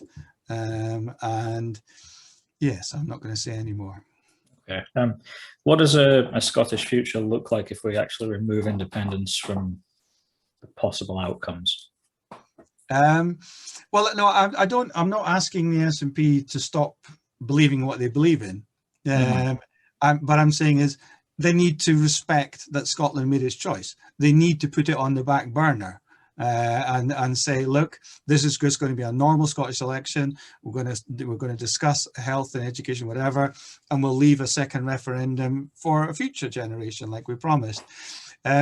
So what I want to see is a Conservative government in Scotland, and that will not be a pro or anti-independence government. Then we will have policies on all those issues, and people will debating those, the merits of them or demerits of them based on those policies. I do fear that's going to be hard to get to because independence and nationalism, but those of us on the union side, not just the Conservatives but Labour, if they can get going back, and we can maybe have the top two parties in Scotland as Labour and Conservative, like it is in every other country, one left, one right, both centre right and left, and particularly in Scotland. But that's what we need. We need the SNP out of government and then down into third, back into where they were. And that would transform Scottish politics, because there is so many things in Scotland that just don't get the attention they need. The drugs death, I mean, goodness sake, the statistics on that, and that's just absolutely horrific. Same with life expectancy in our poor areas in Scotland. We never discuss that properly because it always comes under the vision of pro or anti-independence. Okay, so a little bit of a curveball. Can you justify Trident spending for me? Okay, yes, I can. Fundamentally, the number one priority of the government is to protect its citizens. And right now, I can't conceivably think of a time when we would need to be in a war where we'd need to use it. But the point is, when you are in that situation, it's then too late. I am a history teacher, and after the horrors of World War I, everyone, literally everyone, said there must never be another war. It was called the war to end all wars. And in the 20s and 30s, Britain vastly descaled back its military, totally cut spending, particularly in the 30s when we had the Great Depression. And we only started to rebuild in the late 30s as it looked as though Hitler might be pushing us towards another war. And so the things about nuclear weapons, they are horrific. I wish they could be uninvented, but we can't. We can't be naive and say they're going to be the only major power that doesn't have them. The point about them is they're a deterrent, which I know is a difficult concept for some people, but the using them is so horrific, we won't use them. So the idea is, well, then surely just don't have them. Ideally, yes, ideally, but you can't uninvent it. You can't go back to Philip Oppenheimer and uninvent it. And we are where we are. We need to stop the spread of it if we can. The idea of a destabilizing country like Iran getting them, after what some of their people have said about Israel, is horrific. I justify the nuclear deterrent as that is part of the NATO alliance, is part of our leadership in the world alliance, and is part of what we call the West, for right and wrong, whatever that is. The spending on them is not that big in the scheme of the defence budget. So yes, yes, I can justify nuclear weapons. Yeah, I mean, I suppose once they were invented, the genie was out of the bottle a little bit. You know, like, as you say, how would you actually eliminate them at this stage? Who's going to be the first to go? Yeah, well, I mean, that's where the theory is. It's multinational national disarmament, that we all do it at the same time. But you've got to suspect some are going to slyly hide a couple, kind of whatever. Like, really, Russia, China, Pakistan, Israel, even America, would they be the one? I can't see it ever happening, but that doesn't mean I don't want it to happen. Mm-hmm. We just kind of essentially have to make the best of it. I mean, if we didn't have them, how many ground wars might have been fought in the last 70 years or so? There is a thing I showed to my pupils, and it's a concept that's because of World War I and World War II horrific, and then the invention of nuclear bombs, is we are living in, and it may not feel like it, the long peace, because there has not been a major war between major countries since 1945, which, and if you look back in history, that's never had 70, 80 years of peace between major powers. I mean, the first half of the 20th century was so bad, people have actually realized that war is not the way to do your disagreements. And that's something that some of the other countries still are learning and going through that process. And you think about the horrific destruction of his own people in Syria. I mean, that wasn't really a war, that was a civil war and a brutal war, but it was also a proxy between the Americans and the Russians in there. So it sounds a strange thing to say, but we are actually living through the long peace, and long may it continue. Mm-hmm. Moving on to COVID, the last year has been quite difficult for a lot of people. As the Conservative Party, I would suspect your instincts right at the beginning, I think Boris Johnson basically gave this away when he spoke about herd immunity and not really wanting to go towards lockdowns. How difficult has this been for both the UK and the Scottish government, and how would you have done anything differently? Okay, what I would say is both the UK government and the Scottish government made mistakes, and as almost every government did, and I don't hold that against them, because this was a pandemic they hadn't dealt with for 100 years, and in fact it wasn't the pandemic they thought it would be. So even all the planning that they've done, yes, undoubtedly we've made mistakes. The things that we shouldn't have done, and I think this one, having just said you shouldn't criticise them, I do criticise them for this, is the pushing the old folk out of hospital into the care homes before they had a test to show that they didn't have it. Because this is, to kind of boil it down to what it's been, this has been a killer of old people, fundamentally. And in the care homes, it's just you're swept through them, and that has been complete. That was wrong, and I think that was foreseeable to have been wrong. Not necessarily to put the old people into the homes, but not to have tested them first and made sure that they are not bringing it in with them. So that was something I would have changed. With hindsight, yes, we would have had PPE ready, so we're ready to go with it. Yes, we would have expected a second wave, so we would have gone for thing. But it was so difficult throughout the year. All our businesses were devastated, and the government initially we're talking about. I remember some radio reports of people saying, well, there might never be a vaccine. or it might be 5 years before we get a vaccine. The fact that we've got a vaccine before Christmas of the year that it happened was a stunning thing. Our scientists, and Britain has been one of the leaders on this, has been absolutely fantastic.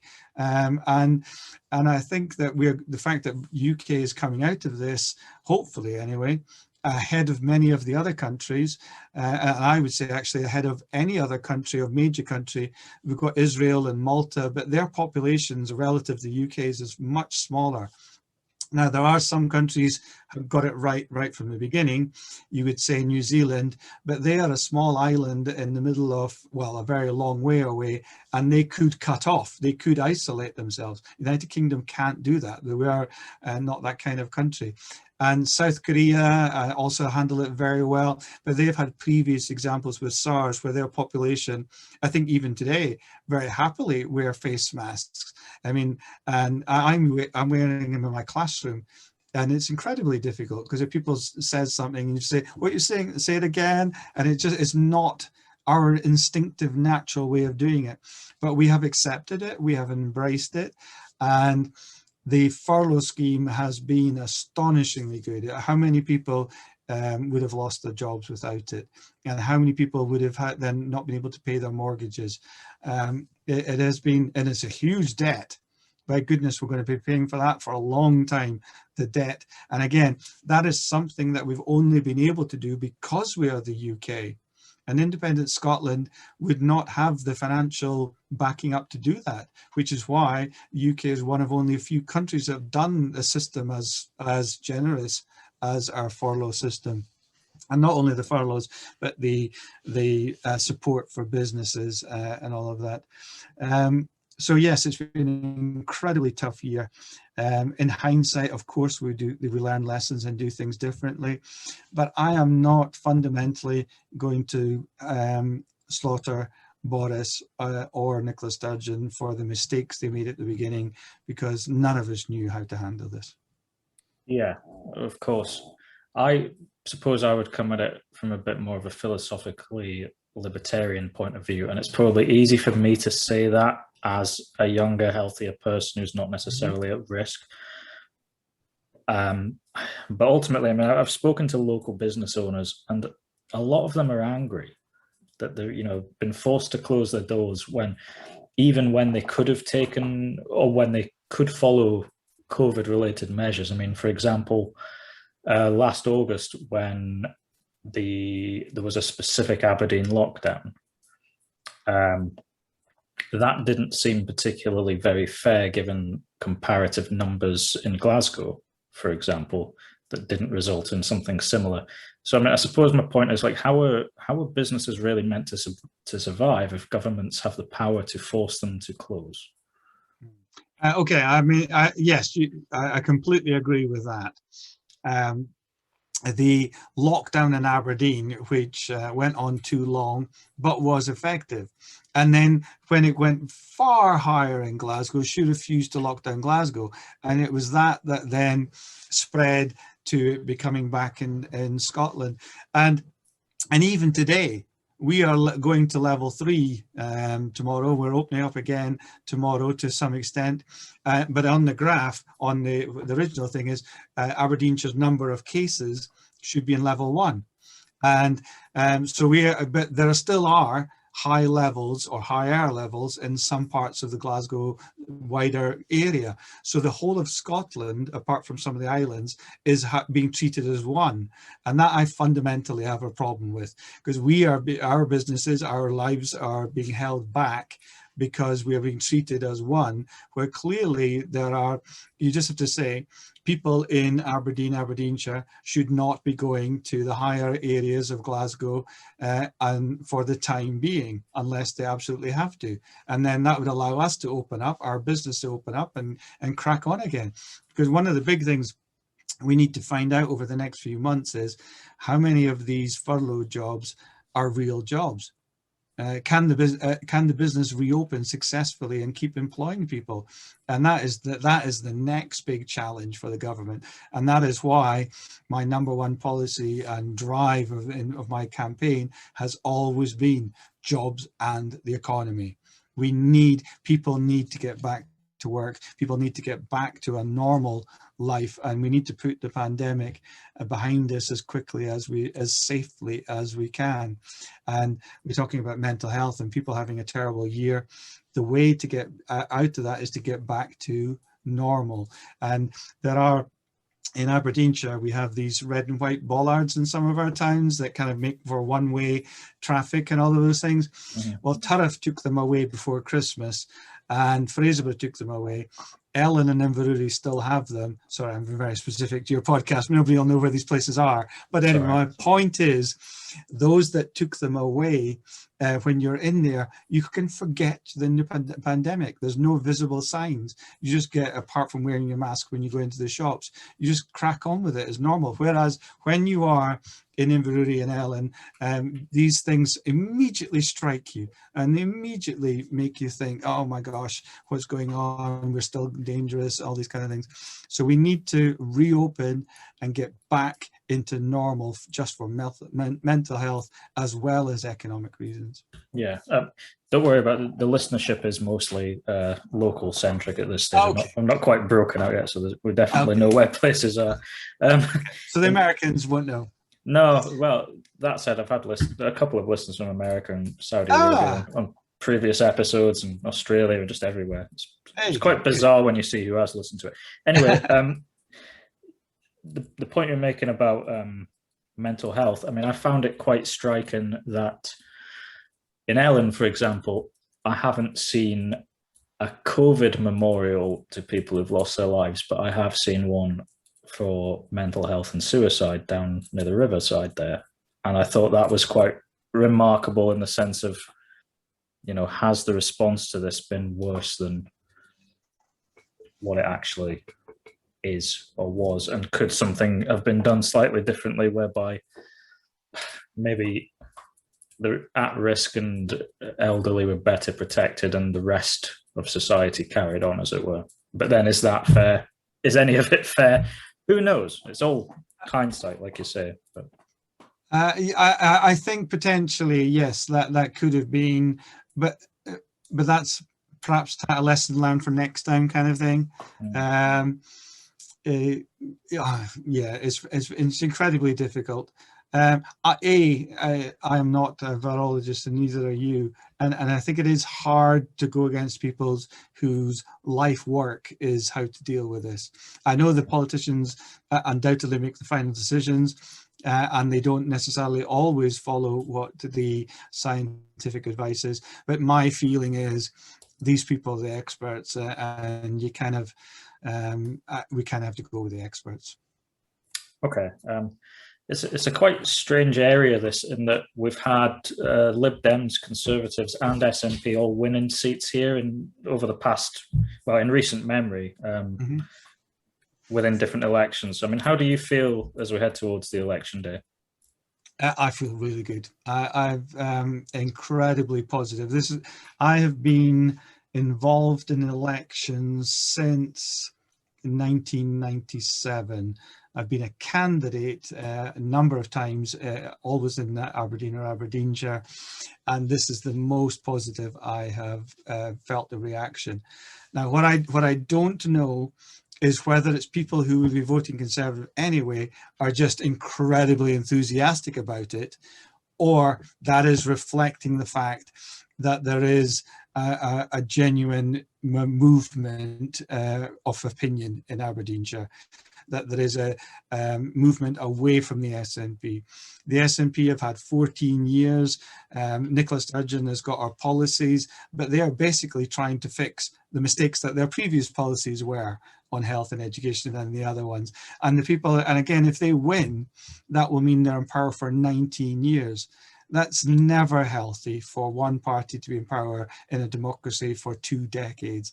We're already seeing it with the SNP. Their manifesto is tired. They are tired. They are caught up in scandal because there is a belief that they just turn up and people will vote for them. And I said this 6 months ago, that there is hubris that is coming for the SNP. Now, whether it really will be next week, but there will be a point when it comes to them. But as I say, I am finding an incredibly positive response to my campaign, and I'm very hopeful. As you say, it was a long-held Liberal seat, with the Conservatives being in second, and then the SNP have come forward, and then the Conservatives won the MP at the second last general election, but then lost in December, but only by 800. It is currently described as a SNP Conservative marginal, I would say, and I genuinely think I can do it. But maybe that's just the optimist of a candidate. We'll find out in a little over a week's time. Of course. Well, best of luck to you. Thanks for your time today. My pleasure. Thoroughly enjoyed it, and best of luck to you, Matthew. Ryan McGuigan, political student, online blogger, and the last word on the 22nd of April edition of Question Time. The last words you said about every party creating the problems we now have because of lockdowns. Do you want to elaborate on that? Yeah, I just kind of made the point at the end. I was lucky to be given two calls by Fiona Bruce. Normally people only just get the one, so I was quite lucky to have a second say. But my point was that it just kind of frustrated me how all the leaders were all talking about how they can fix these problems relating to backlogs for like health treatment, things like that. All the things that have been restricted and postponed because of the pandemic, although they'll use that as an excuse, when in reality, my view is we've had a good year to fix these things. So I just don't see how they can really fix anything at this point. I think they're just it seems to be just round about an election time where they're all kind of trying to almost outspend each other. They'll say, well, we'll spend this amount on X, Y, and Z. But I just think that it's just usual, politicians just been really cynical. And I think if they hadn't voted for such tight restrictions regarding the lockdown, because I think that you could argue that these were necessary, and I'm not saying that I would be in favour of no restrictions at all, but there was a way, I think, of dealing with this situation that meant that you could prioritise all illnesses, not just COVID, and people could still have some form of freedom. But for them just to sit there and say that we have the answers to all these problems, and it was, I think, in an article I did just after it, I kind of used the kind of example. It's like burning a house down, and then you walk towards the ruins and say, right, I'm going to fix this now. And it's like, well, why did you burn it down in the first place? You could just, well, why would you do that?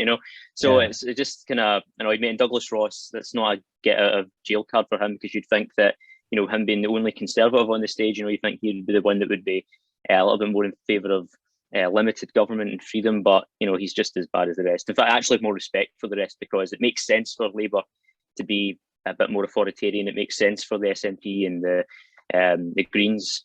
But for Douglas Ross to call himself a Conservative and then be fine with all these really breaches of civil liberties, I think it's just a tad hypocritical. Yeah, I mean, you probably seem to approach things the same way I do, in a bit more of a libertarian point of view. Yes.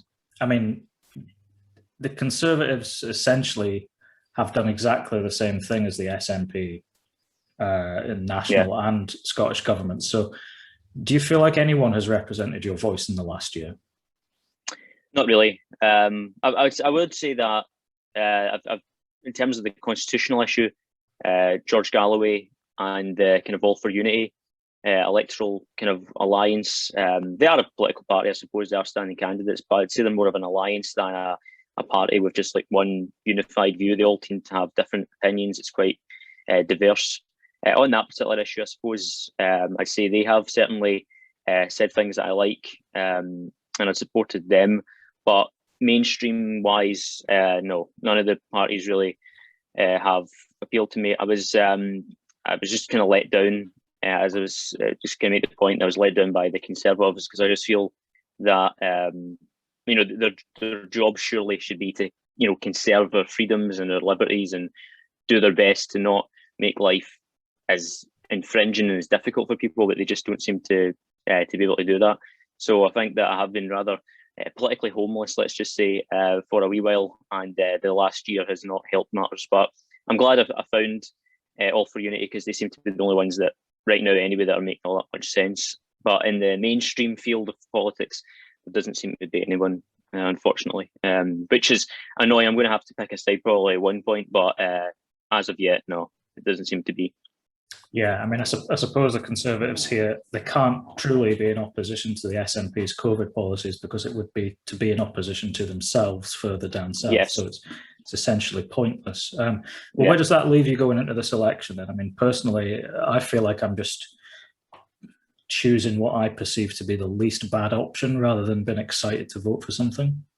Yes, definitely. I'm the same. It's just they just don't seem to have any drive to actually make any change. I mean, it's interesting in the sense that I'm a kind of a political kind of geek. I'm quite into elections and things like that, so it always kind of interests me.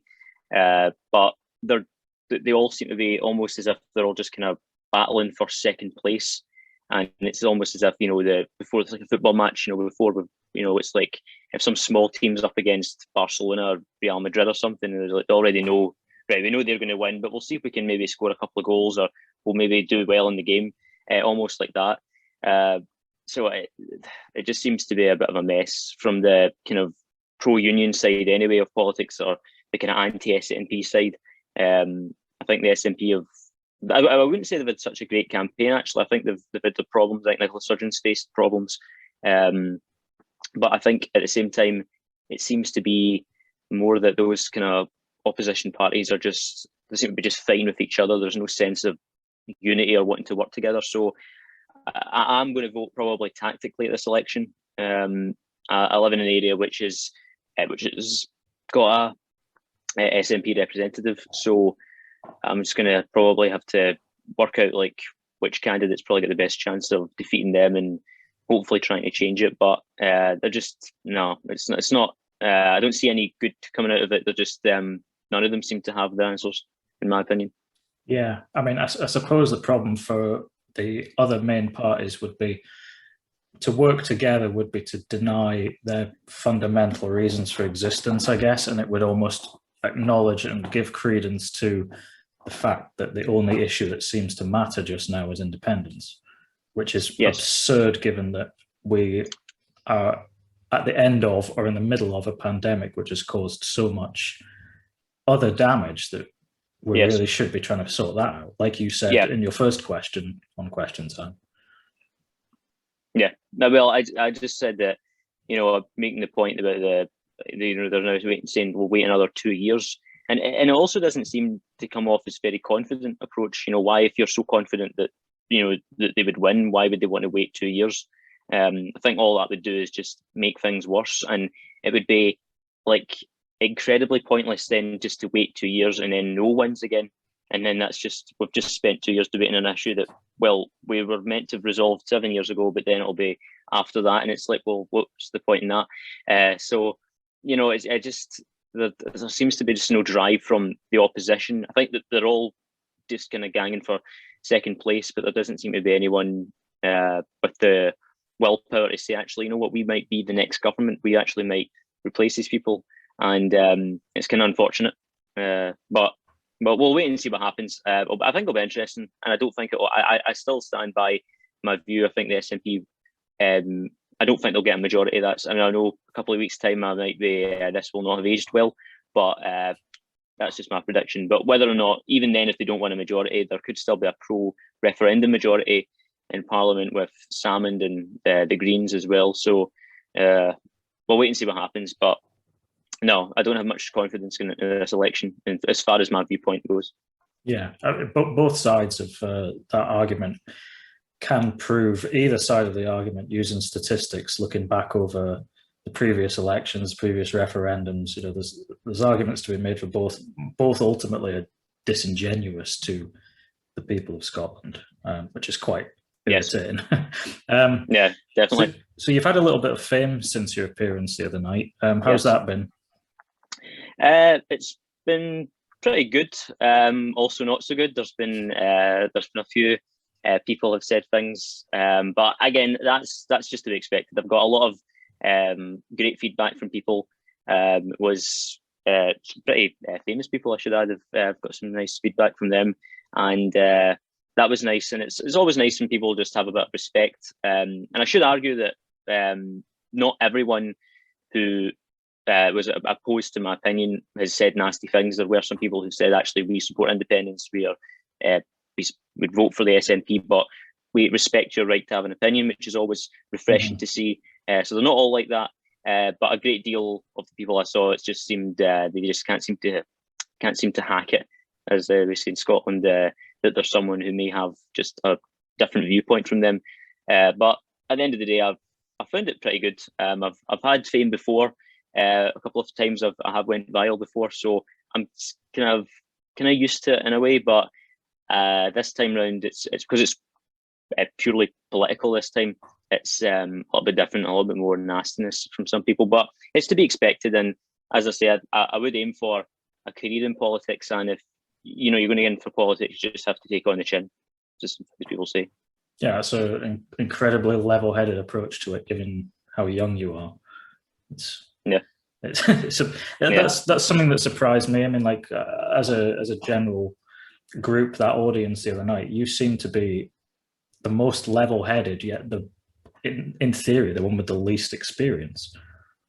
Which thank you. Well, I just kind of tried to, I think, mentioning the Alba part, if I don't know if I'm saying it right, the Alba or the Alapa, whatever the way they pronounce it. I'm just going to say Alba. I mentioned their viewpoint, and I got some feedback from people saying it was good that you seem to understand what your opponents would argue. You seem to understand their point of view, which I liked. So I've tried. I always try to be pragmatic with politics and just try to argue in a sense that you can understand where the oppositions come from. I think it is an issue in politics, and some people argue, but it's not that they mean to be nasty or X, Y, Z. They're just it just comes from a lack of understanding of what the opponent's saying. And I think to try and understand that's it's a good thing. Yeah, very true. Well, it's been good to speak to you. Best of luck with your degree. Thank you very much. Yes, thank you. Getting there. I'm almost at the end of my exams. I've just got in the middle of one right now, and then I've got another one. So they're all open book. So it's not too bad. Finding it okay. I'm sure we'll be hearing again from you in the future. I'm sure you will. Hopefully for good reasons. Hopefully. But thanks very much for having me on your show.